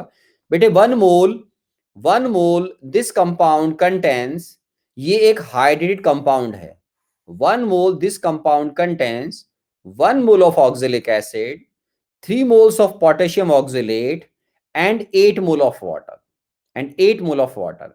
तो इधर तो कोई H+ है ही नहीं। जब इसको पानी में डिजोल्व करोगे, वाटर अलग, सोडियम ऑक्सीलेट अलग, और ये H2C2O4 है, तो ये अपने 2H+ देगा। तो इसका एन फैक्टर आपका 2 होना चाहिए। किसी कोई दिक्कत है एन फैक्टर 2 में? कोई खतरनाक व्यक्ति तो नहीं है? एन फैक्टर 2 में कोई दिक्कत?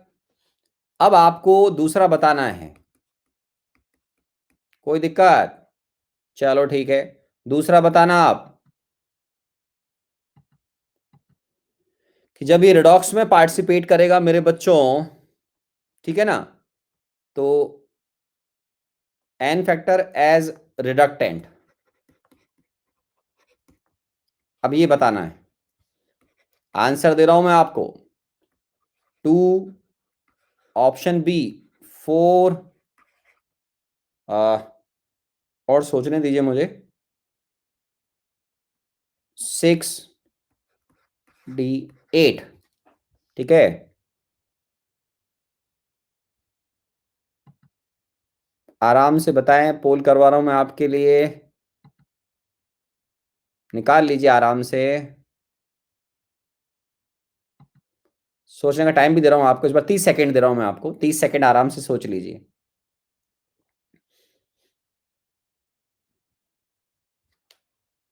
और मैं चेक करना चाहूंगा कितने बच्चे कितना % सही आंसर देते हैं इसका। सारे सही नहीं देंगे आंसर, आप देख लेना।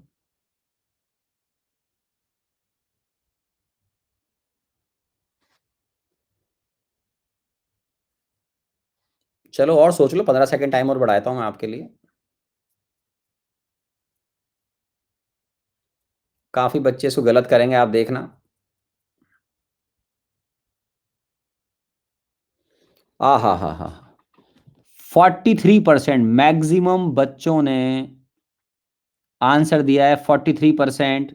B option 29%, C option 20%, and last D option only 8%।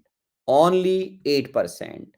नाम देखते हैं। Ankit Jajoo's correct, Ravneet Kaur very good, Ayush Arya, ये कौन है यार, अजीब सा नाम पर अच्छा नाम लग रहा है। अद्वैत, क्या नाम है यार, अद्वैत सतपुरे, सतपुड़े, हर्षिता, हर्ष ददलानी, अर्थव, श्रीराम, जयदीप उपाध्याय, अर्णव खत्री। चलो चेक करते हैं। तो ये काफी बच्चों ने इसको गलत कर दिया है, एंड यू विल सरप्राइज कि सही आंसर केवल 8% बच्चों का है। और वो आंसर कितना आएगा बच्चों, जल्दी बताओ। वो आंसर क्या है जो केवल 8% बच्चों का सही है? वो आंसर क्या है? 8। अब बताओ, केवल 8% बच्चों ने क्वेश्चन सही किया है। ठीक है, तो वो शायद ही भूल गए, मैं उनकी वापस से मदद करूं उन बच्चों की। उन्होंने सोचा अरे एसिड की बात नहीं कर रहे हैं भाई, एज ए रिडक्टेंट। तो उन बच्चों को दोबारा सीखना चाहिए यहां पर केयरफुली। ठीक है ना, वो केयरफुली क्या सीखना चाहिए? 1 mole this compound contains 1 mole of oxalic acid. 3 mole क्या देगा? Potassium oxalate. और 8 मोल क्या देगा? वाटर। तो सीधी सी बात है कि अगर आप 1 मोल H2C2O4 लोगे मेरे बच्चों, तो ये भी CO2 में कन्वर्ट होगा, तो इसका एन फैक्टर कितना आता है? 2। अब पोटेशियम ऑक्सिलेट भी है, तो पोटेशियम ऑक्सिलेट भी CO2 में जाएगा। ये भी तो डॉक्स में पार्टिसिपेट कर, कार्बन+3 है और +4 में जा रहा है, तो इसका एन फैक्टर कितना आएगा? 2। लेकिन अब आपको ये सोचना है कि 1 mole this compound contains 2 moles of, sorry, 2 moles of carbon in 1 mole of oxalic acid. तो इसका एन फैक्टर हो गया मेरे प्यारे बच्चों 2, प्लस पोटेशियम ऑक्सिलेट के अंदर 6 मोल कार्बन एटम है। आराम से देख लो, इस 1 मोल कंपाउंड में मेरे प्यारे बच्चों 2 मोल कार्बन एटम है, जो +3 से +4 जा रहा है। ठीक है, तो इसका एन फैक्टर हो गया 2, plus 1 mole this compound contains 3 mole of potassium oxalate. तो अगर 3 मोल पोटेशियम ऑक्सिलेट है, तो साथ में देखो ना मेरे बच्चों, 6 मोल कार्बन एटम है इसके अंदर। क्या है? 6 मोल कार्बन एटम है। तो 6 मोल कार्बन एटम +3 से +4 जाएगा। तो यहां पर इसको आप 3 × 2 कर लें या 6 लिख लें, तो इसका एन फैक्टर आएगा 8। क्या आएगा? एन फैक्टर क्या आएगा? 8। बोलो बोलो, समझ में आया तुमको? अरे मेरे झा बिट्टू, समझ में आ गया? अरे बोल मेरे बच्चों। हाँ समझ में आया ना, वेरी गुड। किसको दिक्कत है आप बताओ, किसका एन फैक्टर 8 क्यों है? अब किसको दिक्कत है एन फैक्टर 8 में? आराम से देख लो। अब कोई बच्चा अभी भी रह गया है? Very good. सर सिर्फ H2O2 का कैलकुलेट किया था गलती से। ओके, कोई बात नहीं, कोई बात नहीं। ठीक है, एक बच्चा बोला रिपीट सर। कौन है प्यारा बच्चा? रिपीट सर है सुधी, नहीं कौन है ये रिपीट सर? एक मिनट एक मिनट। सुधीर कुमार। बेटा मैं टेप रिकॉर्डर थोड़े हूं यार, I am not tape recorder के दोबारा से रिपीट करो, सॉरी बेटा, है ना, मैं रिपीट नहीं करता हूं बेटा, है ना। ठीक है, मैं कोई रिकॉर्डर थोड़ी हूं यार। नहीं, क्या इतना आराम समझाया फिर भी आप समझने को तैयार नहीं हो, तो उसमें मैं क्या करूं बताओ? चलो बता दूं बच्चों इसको एक बार और, बच्चों इसको एक बार बता दूं? बता देते हैं, चलो यार, बच्चा है छोटा सा, चलो कोई होगा तो उसको फिर दोबारा बताते हैं नए पेज पर, कि ले बिट्टू तू भी क्या याद करेगा, सोडियम सर की डांटने की भी इच्छा नहीं है। 3, अरे सोडियम सर हर किसी को थोड़ी डांटते हैं यार। 3K2C2O4 .8H2 बोला। तो जिस बच्चे ने पूछा ना, पहले तो उसको मोल आना चाहिए, ठीक है ना। वो नहीं आता तो फिर उसको पूछने का अधिकार नहीं है। 1 mole this compound contains 1 mole of oxalic acid, पहले इसको बिल्कुल ऐसे समझ लो। 3 मोल्स ऑफ पोटेशियम ऑक्सिलेट, ऐसे समझ लो। और 8 मोल वाटर है इसके अंदर, ये तो पानी है, ये तो अलग हो जाएगा, कोई मतलब नहीं है इसका। अब आपको समझ में आना चाहिए कि इसके अंदर कार्बन +3 में है और यहां भी कार्बन +3 में है, तो आपको यहां से मिलेगी 2 मोल CO2 और यहां से मिलेगी आपको 6 मोल CO2। ठीक बात है? ओके, तो अब आपको समझ में आएगा कि सर यहां पर इसका एन फैक्टर आएगा 2 और इसका n फैक्टर 6 हो जाएगा ना, 3 इंटू 2। क्यों? अरे टोटल मिलाकर 3 मोल पोटेशियम ऑक्सीलेट है, इसके अंदर 6 मोल कार्बन है। तो जिस बिट्टू को समझ में नहीं आया, दिमाग चलना चाहिए उसका, कि अब भी दिमाग नहीं चला उसका, तो उसको बोलूंगा गॉड ब्लेस यू बेटा। यहां से 6 मोल CO2 बनेगा, तो ये कार्बन +3 से +4 जा रहा है बेटा। तो इसका एन फैक्टर कितना हो जाएगा? इसका एन फैक्टर आप जब ओवरऑल देखोगे तो 1 mole this compound contains 2 mole of carbon, तो एन फैक्टर 2 है। लेकिन प्रॉब्लम क्या है कि 3 मोल K2CO4 के लिए आप कैलकुलेट कर रहे हो ना, तो आपको मैं इजी करके बोल रहा हूं कि आप पहले इसको ऐसे देखो बच्चों की तरह, नहीं तो ये बच्चे फिर क्या फैल जाते हैं बाद में कि हे भगवान ये क्या हो गया। तो तू तो पहले यूं देख आराम से, दिमाग नहीं चलता तो ऐसे दिमाग चला। इसमें एन फैक्टर 2 आएगा क्योंकि 1 mole compound contains 2 mole of carbon atom. यहां पर भी एन फैक्टर 2 आएगा। ये भी समझ, तेरे को पहले समझ में आ रहा है जिस बच्चे ने पूछा था कि इसमें एन फैक्टर 2 क्यों है? क्यों बेटा? बताओ बताओ, जिसने पूछा समझ आता 2 है। तो तू अब देखे इस 1 मोल कंपाउंड में बेटा 3 मोल पोटेशियम ऑक्सीलेट है ना, और 1 मोल ऑक्सिलिक एसिड है। तो जब ये किसी से रिएक्ट करेगा तो तुमको लगना चाहिए कितने मोल्स इलेक्ट्रॉन रिलीज करेगा बच्चों बताओ? 2 मोल तो इसके लिए रिलीज करेगा। 3 इंटू 2 6 मोल, ये 3 मोल पोटेशियम ऑक्सीलेट रिलीज करेगा। तो टोटल मिलाकर ये कंपाउंड जब रेडॉक्स में पार्टिसिपेट करेगा तो आपका ये कितने रिलीज करेगा? लिख दूं? ले छोटे बच्चे लिख देते हैं। 1 मोल कंपाउंड, मुझे बहुत दुख हो रहा है लिखते हुए, कितनी बेसिक बात लिखनी पड़ रही है। 1 mole compound release 8 moles of electron. बहुत दुख हो रहा है मुझे, पर चलो कोई बात नहीं।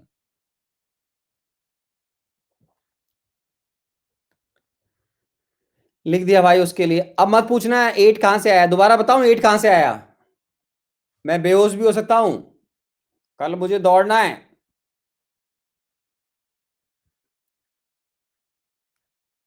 आगे बढ़ूं? अरे आगे बढ़े, ठीक है, चलो आगे बढ़ते हैं।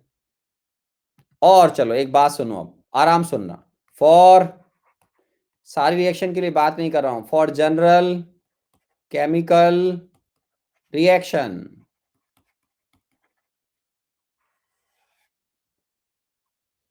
ठीक है?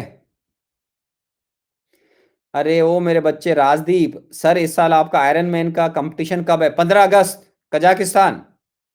ये रशिया का पहले एक पार्ट था, अलग कंट्री है। तो 15 अगस्त को मैं 2021 में जय हिंद बोलकर कंपटीशन में पार्टिसिपेट करूंगा। कोशिश करूंगा कि दोबारा से वापस मुझे मेडल मिले, और नहीं तो कोई बात नहीं। हाँ, अगर तैयारी नहीं होगी तो मुझे नहीं पता, फिर तैयारी नहीं हो पाएगी तो छोड़ दूंगा मैं ना। बिना प्रिपरेशन के नहीं आते बेटा इसके अंदर, है ना। इस कंपटीशन की प्रिपरेशन करनी पड़ती है, ऐसे थोड़ी होता 16 घंटे लगातार, 17 घंटे आप लगातार कर लो, है ना। कई लोग सड़कों पे पाए जाते हैं जो 2-4 घंटे के बाद ही जब ऐसी हरकत करते हैं, तो ठीक है। एंड अनफॉर्चुनेटली 2-3 कैजुअलिटी हो चुके हैं, 2-3 कैंडिडेट अनफॉर्चुनेटली मर भी चुके हैं, क्योंकि सी वाटर में, रिवर वाटर में स्विमिंग होती है, तो वहां पे आप थक जाते हैं जब 1-2 किलोमीटर स्विमिंग करने के बाद, तो आप डूब भी सकते हैं, तो आपकी लाइफ की रिस्क भी होती है इसके अंदर, ठीक है ना। तो ये थोड़ा अनफॉर्चुनेट केस है। अभी साउथ अफ्रीका में लास्ट ईयर 2 कैंडिडेट की डेथ हो गई थी, सी वाटर में वो बह गए थे या डूब गए होंगे, थक जाते हैं कई बार हम लोग, तो उसकी वजह से गड़बड़ हो जाता है। तो हम बिना प्रैक्टिस के नहीं जाते हैं बेटा इन चीज़ों में, हमें ना। और इसीलिए हर आदमी आयरन में बनता भी नहीं है, आप भी समझदार हो इस बात में। चलो, अब मैं आपसे एक जनरल बात करता हूँ। हाँ, सेफ्टी फर्स्ट, बिल्कुल सही बात है। हाँ, ये बच्चा सही बोल रहा है बिल्कुल। देखो कौन सा तिवारी है ये? अंश तिवारी। सर संभल कर जाना, हमारा सिलेबस भी कवर करवाना है। हाँ बेटा सही बात है तेरे से। सही बात है बेटा, सही बात है। नहीं, हाँ तुम्हारा सिलेबस भी कवर करवाना है, ये बात तो सही है यार। तो तो फिर तो देखो अब एक इनडायरेक्टली क्या फायदा हो गया मेरे बच्चों। एक फायदा क्या हो गया कि आपकी दुआएं लगेंगी फिर तो मेरे को, इसका मतलब जब मैं कंपटीशन में उतरूंगा तो आपकी दुआएं लगेंगी, सर का आयरन मैन हो जाए और सर मरने नहीं चाहिए। सही बात है भाई, कोई भी बच्चा ही तो नहीं चाहेगा कि सोडियम सर मर जाए। कोई ऐसा तो नहीं इसको मैं डांटा और सोच रहा हूँ सर मर जाओ। ऐसा मत करना यार, है ना। हाँ, ऐसा नहीं होना चाहिए, समझ रहे हो मेरी बात को, कि सर ने डांटा था कि सर पक्का पानी में डूबेंगे देख लेना, तो ऐसा मत करना, है ना। ठीक है? तो आपकी दुआएँ तो फिर जाएँगी जाएँगी, जब आपको सिलेबस ही कवर करवाना है मेरे से, तो आप ये क्यों चाहोगे कि मेरे साथ में कैज़ुअलिटी हो जाए? आप बोलोगे सर ये करके आवें और जीवित रहें और आके हमको पढ़ाएँ, ठीक है? तो होगा ऐसा, डोंट वरी, ठीक है? तो आप चिंता ना करें, ईश्वर के हाथ में है सब कुछ, मैं अपनी तरफ से पूरा प्रयास करूँगा, है ना? और लास्ट ईयर मुझे जाना था बच्चों, फ्रैंकली स्पीकिंग, कोरोना के चक्कर में वो कॉम्पिटिशन जो है वो कैंसल हो गया, तो उसको नेक्स्ट ईयर दोबारा से मैं करूँगा, है ना? तो लास्ट ईयर करना था मुझे ये, लेकिन अब पोस्टपोन्ड हो गया था ये, तो नेक्स्ट ईयर दोबारा होगा, मतलब इस साल होगा 15 अगस्त को। और 15 अगस्त की इंपॉर्टेंस आप जानते ही हो बच्चों, 15 अगस्त की इंपॉर्टेंस आप जानते ही हो, सब बच्चे समझते हैं।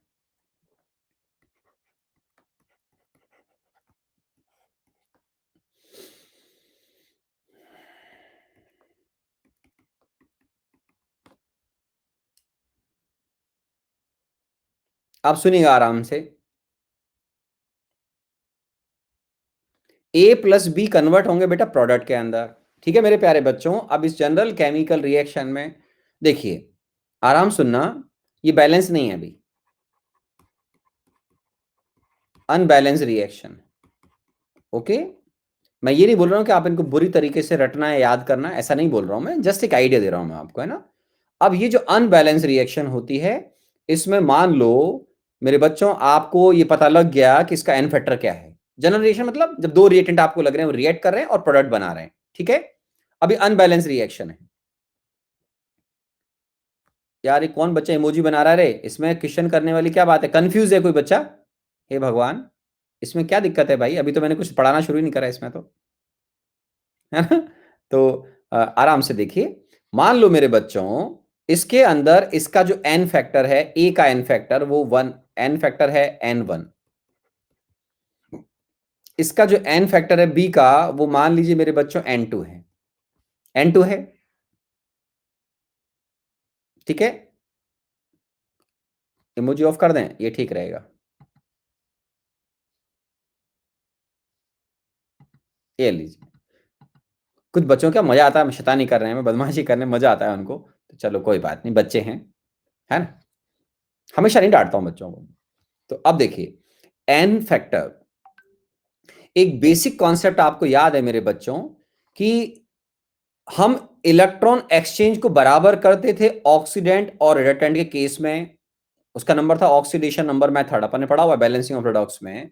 तो होता क्या है मेरे बच्चों, एक सब्सटेंस इलेक्ट्रॉन रिलीज कर रहा है और दूसरा गेन कर रहा है, तो चेंज इन ऑक्सीडेशन नंबर को अपन बराबर करने के लिए क्या करते थे, उनको याद करो, चेंज इन ऑक्सीडेशन नंबर को हम बैलेंस करते थे।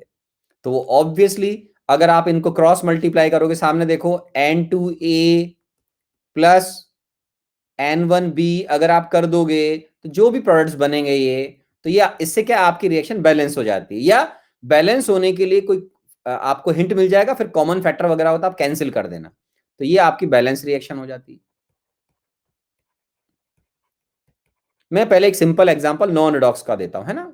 नॉन रिडॉक्स का एग्जांपल देता हूं, देखो आपको याद आएगा, आप बोलोगे सर क्लास में कवर हुआ था, चलो दोबारा देख लो। H2C2O4 है, ये 2 मोल NaOH से रिएक्ट कर रहा है मेरे बच्चों, ठीक है? और क्या बना रहा है? सोडियम ऑक्सिलेट प्लस वाटर, आराम से देख लीजिए। और मैं रिएक्शन को बैलेंस भी नहीं कर रहा हूं, हटाओ, मैं तो बिना बैलेंस की दे रहा हूं ना आपको। जब मैंने प्रोडक्ट ही बता दिए तो दिक्कत क्या है? ये लो, तो मैं जस्ट आपको एक आइडिया दे रहा हूं कि बेटा अब ये एक रिएक्शन लिख दिया मैंने, तो सब बच्चों को दिख तो रहा है कि इसमें ऑक्सिलिक एसिड जो है वो आपका सोडियम ऑक्सिलेट में कन्वर्ट हो रहा है। तो 1 mole acid provide 2 moles of H plus ion, तो इसका इनफैक्टर कितना होगा? 2।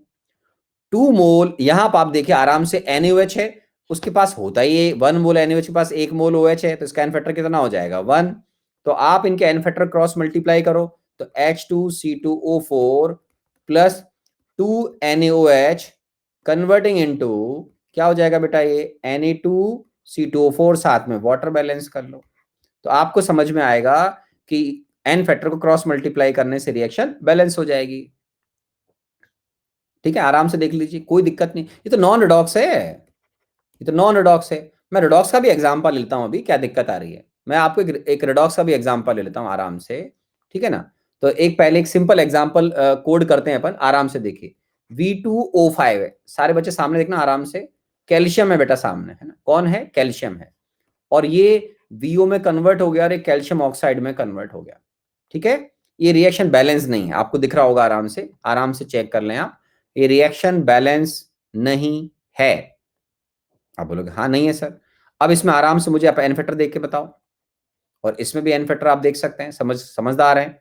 इसमें बी का नंबर क्या है, +5, कैल्शियम का नंबर क्या है, 0, या नंबर क्या है, +2, या नंबर क्या है, आराम से बताओ, +2। तो आपको समझ में आएगा कि यहाँ वी का नंबर जो है, वेनेडियम पेंटाऑक्साइड, वी का नंबर +5 से +2 जा रहा है, तो चेंज कितने का हुआ, 3 का। तो ये 3 इंटू, लेकिन 1 mole this compound contains 2 mole of vanadium atom, तो सारे बच्चे समझ जाएंगे इसका एन फैक्टर 6 आएगा।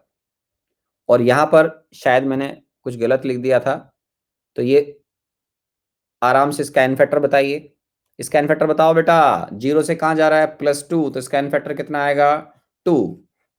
तो अब क्या करें अपन इसको क्रॉस मल्टीप्लाई कर सकते हैं कि सर हाँ कर तो सकते हैं, कर सकते हैं तो करो। 2V2O5 plus 6Ca converting into VO plus CO, अपन बैलेंस भी कर सकते हैं कि सर V कितना हो गया, 4 हो गया शायद, चेक करें, और कैल्शियम हो गया 6O, तो हमारे पास ये रिएक्शन बैलेंस हो गई। अब वो बाद में आप हिंट मिल गया ना यार, अब आप चाहो तो इसमें 2 से कैंसिल कर दो, तो इसको ऐसे लिख दें, V2O5 प्लस 3Ca, चेक कर लीजिए आराम से, VO या 2VO प्लस 3CO, चेक करो बच्चों, आ जाएगा आराम से, ठीक है। तो ये भी हो जाएगा, तो इस तरीके से, या और अब मैं एक एग्जांपल आपको देता हूं, आप सॉल्व कर लो। Cr2O7 plus aluminium converting into Al2O3 plus Cr, चलो बैलेंस करो अपने आप, एन फैक्टर निकालो, इनके प्रोडक्ट भी लिखे हुए हैं, आपको आइडिया लग जाएगा क्या प्रोडक्ट बनने वाला है।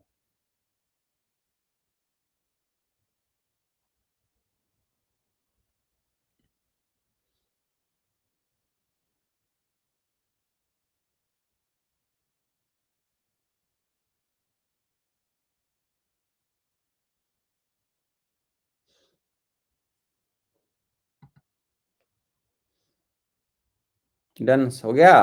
क्रोमियम का नंबर बेटा, क्रोमियम का नंबर आप बोलोगे सर यहाँ क्रोमियम का नंबर क्या है, +3, क्रोमियम का नंबर 0, एल्यूमिनियम 0, यहाँ पर +3, तो इसका एन फैक्टर कितना हो जाएगा बेटा, 3 × 2 6, इसका एन फैक्टर सिंपल 3। आप बोलोगे यस सर, क्रॉस मल्टीप्लाई करो, 3Cr2O3 plus 6Al converting into Al2O3, यहाँ 2 लिख लें आप आराम से, ये 3 लिख लें, प्लस कितना हो जाएगा, 6Cr, चेक कर लेते हैं अपन, हो गया बैलेंस रिएक्शन। अब इसको किससे डिवाइड करते हैं, कॉमन बताओ किससे डिवाइड कर सकते हैं, अरे किससे डिवाइड कर सकते हैं, 3 से डिवाइड कर सकते हैं, वेरी नाइस। तो Cr2O3 plus aluminium 2Al converting into Al2O3 plus 3Cr, ठीक है ना। Cr2O3 क्रोमियम ऑक्साइड है, Cr2O3 है ना, वो एक K2Cr2 से अलग होता है बेटा, है ना, तो Cr2O3 है ना, तो यहाँ से यहाँ जा रहा है आराम से, तो बैलेंस हो जाएगा रिएक्शन, ठीक है। तो ये आपको एक जनरल आइडिया दिया था मैंने आपको, और फिर आप चाहें, जैसे थोड़ा सा मैं सजेस्ट नहीं करता हूँ, क्योंकि मैंने आपको ज़्यादा डिफिकल्ट केसेस में आपको जैसे सिखा रहा इन्वर्टर वैसे ही करा करो, जैसे एक केस है आपको याद आ जाएगा, Ki प्लस KiO3, अभी डिफिकल्ट केस हो जाते हैं थोड़े से, प्लस एसिडिक मीडियम, हाँ 2Cr लिख दूं, अरे लिख लिया करो अपने आप यार, क्या लिखूं यहाँ पर, 2Cr लिखूं, ये 2Cr, समझदार हो यार, और तो नहीं कुछ गड़बड़ हो गई, तो अपने आप कर लिया करो इतना तो भाई मेरे।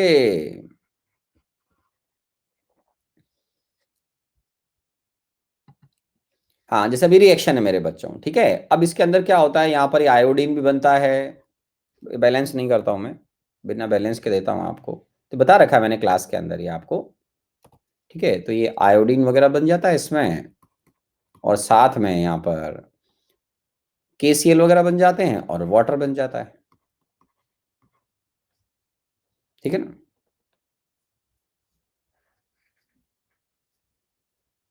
अब आप आराम से देखो, तो इस केस में क्या हो रहा है, ये रेडॉक्स में पार्टिसिपेट नहीं करता है बेटा, तो वैसे मैं मना नहीं कर रहा हूँ आपको, मैंने पूरे लॉजिकली मेथड करने के सॉल्व करने के तरीके बता रखे हैं, दोनों साइंटिफिक, कोई दिक्कत नहीं है। बट इसमें भी क्या है, बेसिकली आप चेंज को बराबर करके देखते हो कि सर यहाँ पर आई का नंबर -1 है, यहाँ पर आई का नंबर आप आराम से देखिए +5 है, और यहाँ आई का नंबर 0 है। ठीक बात है। तो ये -1 से अगर 0 में जा रहा है तो इसका एन फैक्टर मुझे तो यहाँ पर जो है वो 1 नजर आ रहा है, और यहाँ आई +5 से 0 जा रहा है मेरे बच्चों। तो आप बताओ इसका एन फैक्टर क्या आएगा, बताओ। तो एन फैक्टर क्या आएगा, इसका 5 आएगा। तो यहां से आपको आइडिया लग जाएगा, क्योंकि आप change in oxidation number balance करते हो तो उसी का तरीका है, इसको क्रॉस मल्टीप्लाई करो तो 5Ki एक्वस प्लस KiO3। ठीक बात है।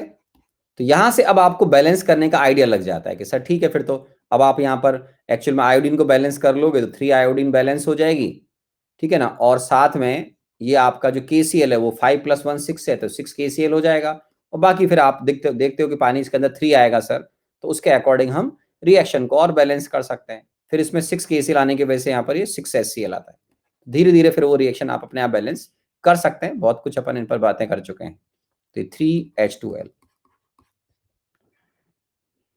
हाँ, तो ये आपको थोड़ा सा एग्जाम में भाई जल्दी सॉल्व करने के तरीके हैं थोड़े से, अगर आपको अच्छे लगते हैं तो ठीक है, वरना देखा जाए तो सही मायनों में, अरे सही मायनों में चेंज इन ऑक्सीडेशन स्टेट को तोड़ मरोड़ के अपन बोलते हैं। क्यों?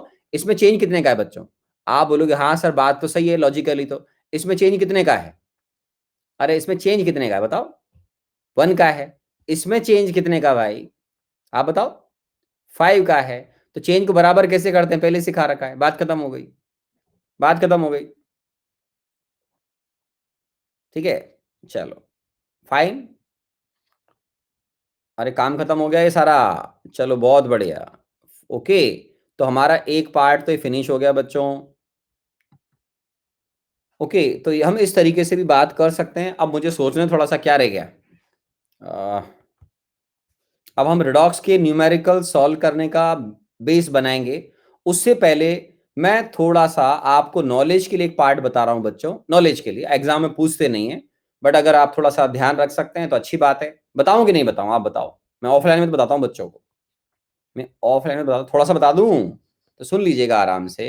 ये टर्म होती है, इसका नाम है प्राइमरी स्टैंडर्ड। प्राइमरी स्टैंडर्ड, ठीक है ना। ये ऐसे सब्सटेंस होते हैं जो नेचर के अंदर प्योर फॉर्म में एग्जिस्ट करते हैं। किस फॉर्म में? प्योर फॉर्म में। तो इनका जब हम सॉल्यूशन बनाते हैं तो बहुत बढ़िया कंसंट्रेशन, जैसे आप बोलोगे सर मैंने इसका 10 ग्राम सबसे, अब मत लिखो बेटा चैट पे मत लिखो, प्राइमरी स्टैंडर्ड है ना, आराम सुनिएगा। ये ऐसे सब्सटेंसेज हैं,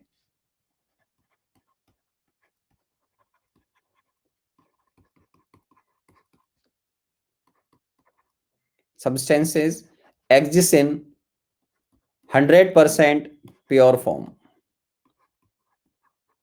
या ऑलमोस्ट 100% का मतलब 99.999, वो 100 ही मानते हैं बेटा, है ना। तो ये वो सब्सटेंसेज हैं 100% substances exist in nature in 100% pure form.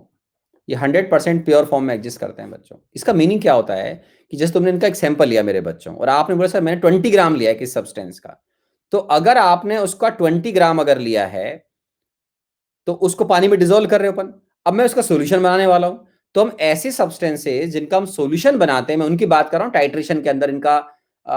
अगर आप स्कूल का कभी एग्जाम दे रहे हैं, वाइवा वगैरह होता है प्रैक्टिकल का, तो वहां पे पूछ सकते हैं आपसे what do mean by primary standard. वो मेरा काम नहीं, लेकिन मैं फिर भी नॉलेज के लिए आपको बता रहा हूं कि इन सब्सटेंसेस का हम सोल्यूशन बनाते हैं। तो मान लो आपने बोला कि मैंने सर इस सॉलिड को 20 ग्राम लिया और 20 ग्राम को मैंने पानी में डिजोल्व किया, और उसका एक डेफिनेट वॉल्यूम आपको मालूम है।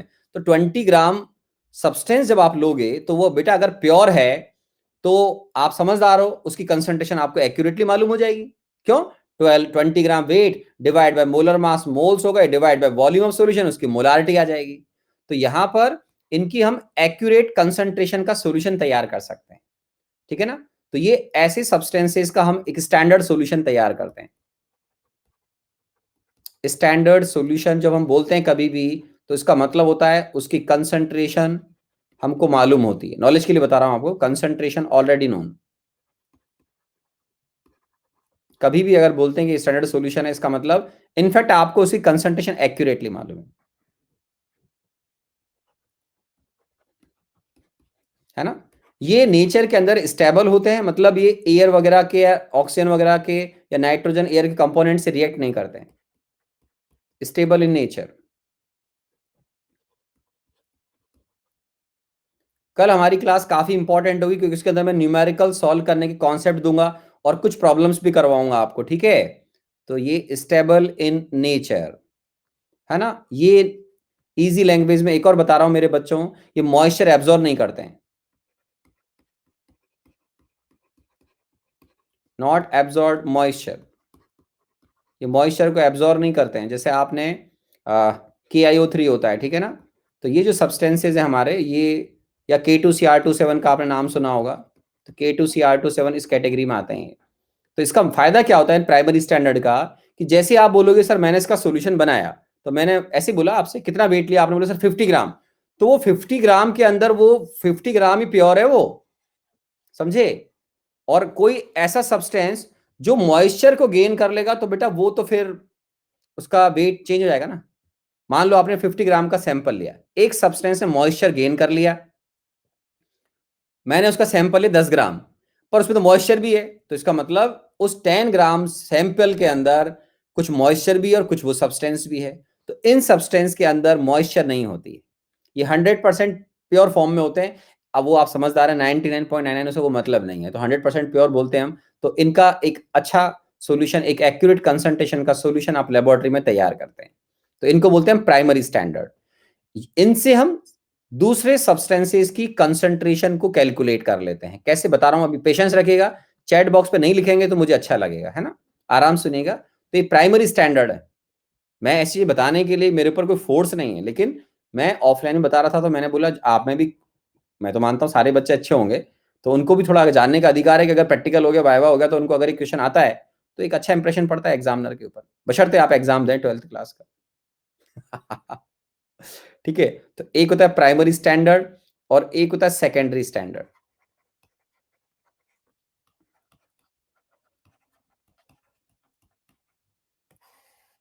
इनका ड्रॉबैक क्या होता है, ये नेचर में स्टेबल नहीं है,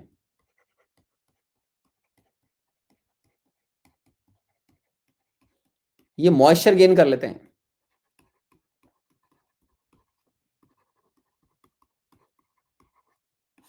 ये मॉइस्चर गेन कर लेते हैं बच्चों, है ना। तो ये मॉइस्चर एब्जॉर्ब कर लेते हैं, तो उससे क्या होगा कि आप इनका जब सॉल्यूशन बनाएंगे तो उसकी कंसंट्रेशन एक्यूरेट नहीं आएगी।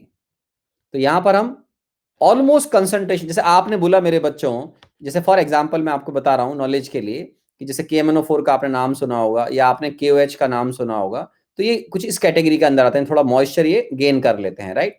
तो होता क्या है, जैसे KOH है, सॉलिड पिल्स की फॉर्म में, टैबलेट की फॉर्म में, वो मॉइस्चर गेन कर लेता है। तो मॉइस्चर गेन कर लेगा तो प्रॉब्लम क्या है, आपने बोला मैंने 10 ग्राम KOH लिया है, समझदार बच्चों को समझ में आएगा उसमें KOH का वेट 10 ग्राम है ही नहीं सैंपल में, उसमें 10 ग्राम से उसका वेट कम होगा क्योंकि उसके अंदर मॉइस्चर का वेट भी तो है। तो यहां पर एक्यूरेट कंसंट्रेशन का सॉल्यूशन तैयार नहीं हो पाता है। तो यहां पर हम क्या करते हैं, अप्रोक्सीमेट कंसंट्रेशन का सॉल्यूशन तैयार करते हैं, अप्रोक्सीमेट कंसंट्रेशन का सॉल्यूशन प्रिपेयर्ड करते हैं, सॉल्यूशन प्रिपेयर्ड, ठीक है ना। और मान लीजिए आपने इसकी कंसंट्रेशन ऐसे ही कुछ निकाल ली, सपोज करो इसकी मोलारिटी आपने M2 डैश है, ऐसे ही मान लो M2 डैश है, ठीक है। आपने बोला मैंने 10 ग्राम मेरे बच्चों KOH लिया है। अब इस KOH को मैं रिएक्ट, मैंने कंसंट्रेशन बनाई, मान लो 10 ग्राम KOH क्लेम किया, उसको पानी में डिजोल्व किया। सब बच्चों को मालूम है 10 ग्राम KOH सैंपल में 10 ग्राम KOH है ही नहीं, 9 पॉइंट समथिंग ग्राम होगा, 10 से कम होगा, तो एक्यूरेट कंसंट्रेशन तो आएगी नहीं। तो एक्यूरेट कंसंट्रेशन निकाले कैसे, अप्रोक्सीमेटली तो आ गया, मालूम है कि 10 ग्राम से कुछ कम होगा, लेकिन कितना मालूम नहीं है। तो एक्यूरेट कंसंट्रेशन निकालने के लिए हम इनको क्या करते हैं, वो आपको सुनना है, प्यार से लिखना नहीं चैट बॉक्स पे, चैट बॉक्स में मत लिखो, सेकेंडरी, आराम सुनो मैं क्या लिख रहा हूं, secondary solution is standardise by primary standard इनको हम क्या करते हैं मेरे बच्चों, प्राइमरी स्टैंडर्ड से रिएक्ट करवा देते हैं। आराम से सुनिएगा। तो जैसे क्या होगा कि प्राइमरी स्टैंडर्ड की मान लीजिए मोलारिटी M1 है, ठीक है, टाइट्रेशन करवाएंगे। मैंने आपको इक्विवेलेंट कॉन्सेप्ट बताया था हल्का सा, तो आप आराम सुनना पहले मेरी बात को, जल्दबाजी मत करना, अननेसेसरी को जल्दबाजी नहीं करेगा। तो हम क्या करते हैं, प्राइमरी स्टैंडर्ड को रिएक्ट करवाते हैं। सुनते जाइए, प्राइमरी स्टैंडर्ड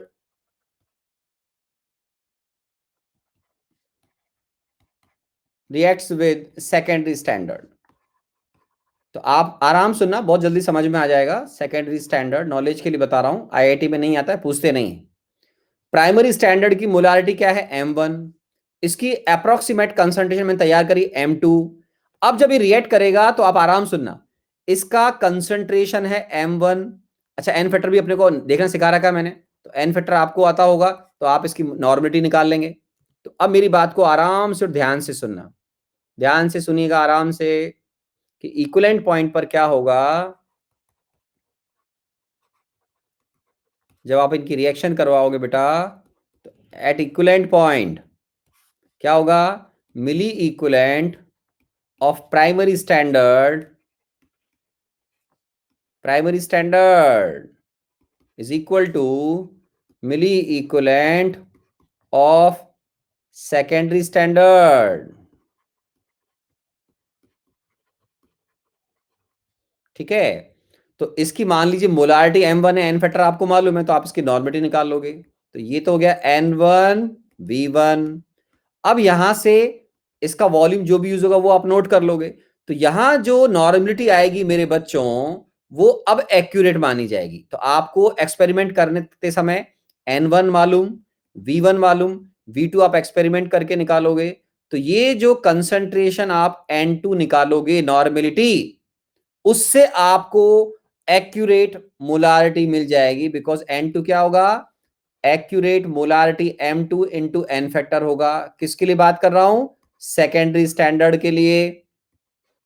तो ये M2 और ये M2 डैश, जितना मॉइस्चर कम गेन करेगा, इन दोनों की वैल्यू काफी क्लोज होंगी, काफी क्लोज होंगी। ठीक है, M2 डैश और M2 में फर्क ज्यादा तब होगा जब आपका सैंपल ज्यादा इम्प्योर है, उसके अंदर मॉइस्चर ज्यादा आ गई है। ठीक बात है, ठीक है ना। तो यहां पर बस हम फिर क्या है, इसको ये केवल डिस्कार्ड कर रहे हैं, तो नॉलेज के लिए बता रहा हूं आपको, इसको हम एक्सेप्ट नहीं करते हैं। इस मोलारिटी को जो आप लेबोरेटरी बनाते हो एक्सेप्ट नहीं करते, नॉलेज के लिए बताया, इसको भूल जाइए आप। हम सॉल्यूशन को दोबारा देखो, सेकेंडरी स्टैंडर्ड से रिएक्ट करवाएंगे तो प्राइमरी स्टैंडर्ड की बस आपको, ये हम मेजर नहीं करते हैं, ये तो नॉलेज के लिए बताया मैंने आपको। नॉलेज के लिए क्या बताया कि सेकेंडरी स्टैंडर्ड का जब सैंपल आप मान लो 20 ग्राम लोगे मेरे बच्चों, तो उस 20 ग्राम में 20 ग्राम होगा ही नहीं, वो 20 ग्राम से कम होगा। तो हम इस कंसंट्रेशन को रिलायबल नहीं मानते हैं, रिलायबल नहीं मानते। दोबारा लिखना, दोबारा सुनना, दिमाग मत खराब करना है फालतू बातें लिखकर, ठीक है। तो ये M2 डैश हमारे लिए रिलायबल नहीं होता है, क्योंकि उसके अंदर मॉइस्चर है, तो इसकी कोई इंपॉर्टेंस नहीं है। तो हम क्या करेंगे, इसको प्राइमरी स्टैंडर्ड से रिएक्ट करवाएंगे जिसकी कंसंट्रेशन आपको एक्यूरेटली मालूम है, जिसकी कंसंट्रेशन मुझे क्या है, एक्यूरेटली मालूम है। तो इसकी कोई इंपॉर्टेंस नहीं हमारे लिए, ये एक्सपेरिमेंट करके निकाला जाएगा N2 और फिर निकाला जाएगा M2। तो ये जो M2 है, अब इसकी कंसंट्रेशन को एक्यूरेट माना जाएगा। क्यों, क्योंकि सैंपल में जितना आपने सॉल्यूशन बनाया होगा, उसके अंदर एक्चुअल में जितना सेकेंडरी स्टैंडर्ड प्रेजेंट होगा वही तो रिएक्ट करेगा मेरे बच्चों। प्राइमरी स्टैंडर्ड तो प्योर है, तो उसकी नॉर्मलिटी इंटू वॉल्यूम तो आपको समझ में आता है, N1 into V1। Volume ml में ले रहा हूं, वॉल्यूम किस में ले रहा हूं, ml में ले रहा हूं, तो मिली इक्विवेलेंट आ जाएंगे। तो ये N1V1 is equal to N2V2 का कॉन्सेप्ट लगेगा। तो यहां से जो आप कंसंट्रेशन निकालेंगे, नॉर्मलिटी या M2 निकालोगे, वो आएगी आपकी एक्यूरेट कंसंट्रेशन। क्या आएगी, एक्यूरेट कंसंट्रेशन। तो ये जो आप M2 निकालेंगे या N2 निकालोगे, वो मानी जाती है एक्सपेरिमेंट करते समय accurate concentration of secondary standard.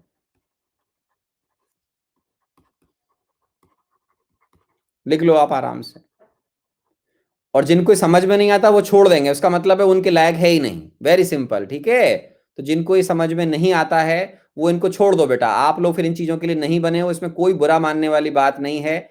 सच कड़वा होता है, तो ऐसी चीजों को आप छोड़ दो। फिर आपको एग्जाम में न्यूमेरिकल में कंसंट्रेशन दिया जाएगा, आपको बस न्यूमेरिकल सॉल्व करना आना चाहिए, ठीक है ना।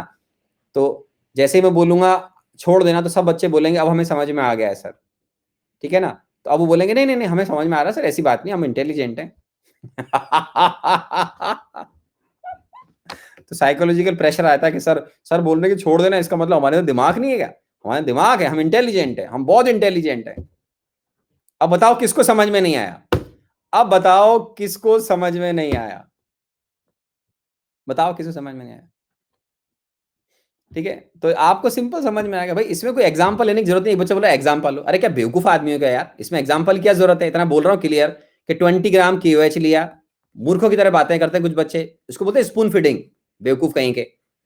ऐसी बातें करते गुस्सा आने लग जाती फिर इनके ऊपर। अरे 20 ग्राम में KOH बोल रहा हूं, तो इसके अंदर एक्चुअल में कुछ तो KOH होगा और कुछ इंप्योरिटी होगी, मतलब इसमें मॉइस्चर होगी। तो सोचना क्या है इसके अंदर, इसका वेट, KOH का वेट, जो समझदार है जिनमें दिमाग है वो अपने आप जानते हैं इसका वेट 20 ग्राम से कम है, खत्म बात। तो मैं थोड़ी बोल रहा हूं आप इसी कंसंट्रेशन को निकालो, मत निकालो, सीधा रिएक्शन करवाओ इस KOH को, किससे? जिससे भी रेट करता हो उससे रेट करवाओ। तो इसकी जो कंसंट्रेशन आप टाइट्रेशन करके निकालते हो, उस टाइट्रेशन को हम बोलते हैं, से जो कंसंट्रेशन आएगी that is called accurate concentration. क्या बोलते हैं उसको? एक्यूरेट कंसंट्रेशन, ठीक है। तो अभी आपको ये मैंने नॉलेज के लिए बता दिया। अब हम कल जो क्लास में मिलेंगे उसके अंदर हम बहुत इंपॉर्टेंट पार्ट पर, न्यूमेरिकल सॉल्व करने पर बातें करेंगे। मैंने, एक बच्चे ने पूछा, शायद सुनते नहीं है मेरे ख्याल से, मैंने अभी बोला था क्लास के स्टार्टिंग में कि मैंने एक असाइनमेंट आपके लिए अपलोड कर दिया है। उसमें बहुत सारे एन फैक्टर हैं, एसिड के या बेस के या ऑक्सीडेंट रिडक्टेंट के। तो वो एन फैक्टर आपको निकालने हैं, वो एन फैक्टर आपको सॉल्व करने हैं, ठीक है। अब आप बताओ, आप उसको कल कर लाओगे या अगली बार डिस्कस करेंगे? आप बताओ। मेरे ख्याल से कल कर सकते हैं, एन फैक्टर एक असाइनमेंट है, फिर मैं डिस्कशन के टाइम पे पढ़ाऊंगा। जो मेरी डिस्कशन क्लास हो जाएगी, आई थिंक आप सारे बच्चे एन फैक्टर निकाल लोगे। कल कर सकते हो, बहुत टाइम है अपने पास, मुश्किल से आधे घंटे में निकल जाएंगे आपसे सारे एन फैक्टर। कल कर लाओगे? तो चलो लिख देता हूं। तो अपनी नेक्स्ट क्लास का जो होमवर्क है मेरे प्यारे बच्चों, वो क्या है? असाइनमेंट नंबर कितना है यार? ये असाइनमेंट नंबर 3 होगा आई थिंक, असाइनमेंट नंबर 3। तो असाइनमेंट नंबर 3 आएगा। भाई एक बात ध्यान रखो बच्चों, अपन स्पून फीडिंग की बात नहीं कर रहे हैं, ठीक है ना। Sir when to make short notes from NCERT? बेटा एनसीईआरटी से शॉर्ट नोट्स बनाने की जरूरत नहीं है, वो जो लिखा हुआ है उसको फास्ट पढ़ना होता है ना। नोट्स तो आपको मेरे वाले पार्ट के बनाने जो मैं आपको पढ़ा रहा हूँ, क्योंकि अब जो पढ़ा रहा हूँ वो एनसीईआरटी में नहीं मिलने वाला है आपको, है ना। तो समझ में आ रहा है?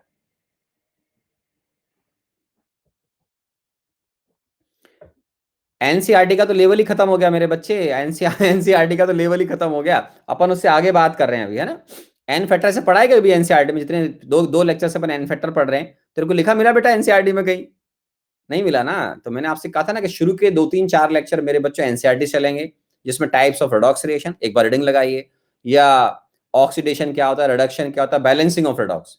बट एन फैक्टर से अपना अब स्कोप अलग हो गया है ना। हम अलग तरीके से पढ़ रहे हैं, बिकॉज मैं मानता हूं क्लास में सारे बच्चे अच्छे हैं, ये एजम्पशन है मेरा, बेसिकली पॉजिटिव एजम्पशन है। और वो आईआईटी मेंस और एडवांस की तैयारी कर रहे हैं। तो हम एडवांस के हिसाब से पढ़ेंगे तो देखो पेन तो आएगा, और 100% हर आदमी को समझ में आ भी नहीं सकता है। अगर हर व्यक्ति को 100% समझ में आएगा तो फेल क्यों होगा वो एग्जाम में? या तो फिर रिवीजन नहीं करते इसलिए गड़बड़ हो जाती है, होमवर्क सॉल्व नहीं करते, ठीक है ना। एनसीईआरटी आईआईटी मेंस के लिए ठीक है, ठीक है ना। एनसीईआरटी जो है वो आईआईटी मेंस के लिए ठीक है, लेकिन आईआईटी मेंस में बेटा कई क्वेश्चन एनसीईआरटी के लेवल से ज्यादा आते हैं, सच बता रहा हूं मैं आपको, है ना। कुछ क्वेश्चन आते हैं, सारे नहीं आते हैं। ऑलमोस्ट स्टैंडर्ड मैच करता है, ये बोलना चाहिए, ठीक है ना। आप, जब मैं आपको रिडॉक्स का कल का लेक्चर दूंगा, तो उसके बाद बेसिक प्रॉब्लम्स आप मेरी बुक से सॉल्व कर सकते हैं, है ना। अभी नहीं, पहले थोड़ा सा वेट करें, कल की क्लास हो जाने दीजिए। पहले मैं आपको सिंपल एक दो कुछ क्वेश्चन करवाता हूं, है ना। जल्दबाजी तो नहीं है? अरे जल्दी है क्या आप लोगों को? अरे कोई जल्दी है क्या आप लोगों को? आपसे तो बस मैं एक बात मांगता हूं कि जब क्लास में पढ़ते हो तो अननेसेसरी चैट बॉक्स पे ना लिखो, केयरफुली पढ़ो। थोड़ा कुछ कम समझ में आए दोबारा से उसकी रिकॉर्डिंग सुनो, है ना। और होमवर्क करो और रिवीजन करो, इतना हो जाएगा, आईआईटी मेंस और एडवांस दोनों निकल जाएंगे आपके। कोई किसी को भी चिंता करने की कोई जरूरत नहीं है। बुक्स में रिडॉक्स, अरे भगवान बुक में रिडॉक्स कहाँ है? अरे भाई स्टोइकोमेट्री के अंदर ही है, मोल कॉन्सेप्ट के बाद मेरी बुक के अंदर एक्सरसाइज नंबर 1 में मोल कॉन्सेप्ट के बाद स्टोइकोमेट्री में चल रहे हैं आगे रिडॉक्स के प्रॉब्लम, ठीक है। ठीक है ना? तो आपको मैंने आज असाइनमेंट दे दिया है मेरे बच्चों, कल आप सॉल्व कर लाना, ठीक है? कल सॉल्व कर लाओगे असाइनमेंट नंबर 3?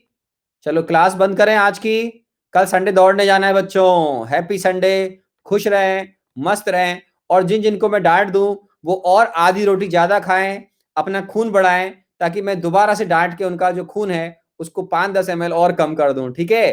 तो उससे अपनी बॉन्डिंग बहुत शानदार रहेगी। ओके, तो जिन जिन बच्चों की डांट पड़ती है वो आधा रोटी ज्यादा खाएंगे, बिल्कुल बुरा नहीं मानेंगे, बच्चे भगवान का रूप होते हैं। तो भगवान कंप्लीट बनाने के लिए भाई साहब मुझे बहुत मेहनत करनी पड़ती है, बहुत डांटना पड़ता है, ठीक है? So thank you very much. ठीक है मेरे प्यारे बच्चों, सो जय Hind, thank you very much, thank you very much, है ना? थैंक यू, खुश रहें, मस्त रहें, बाय बाय बाय बाय।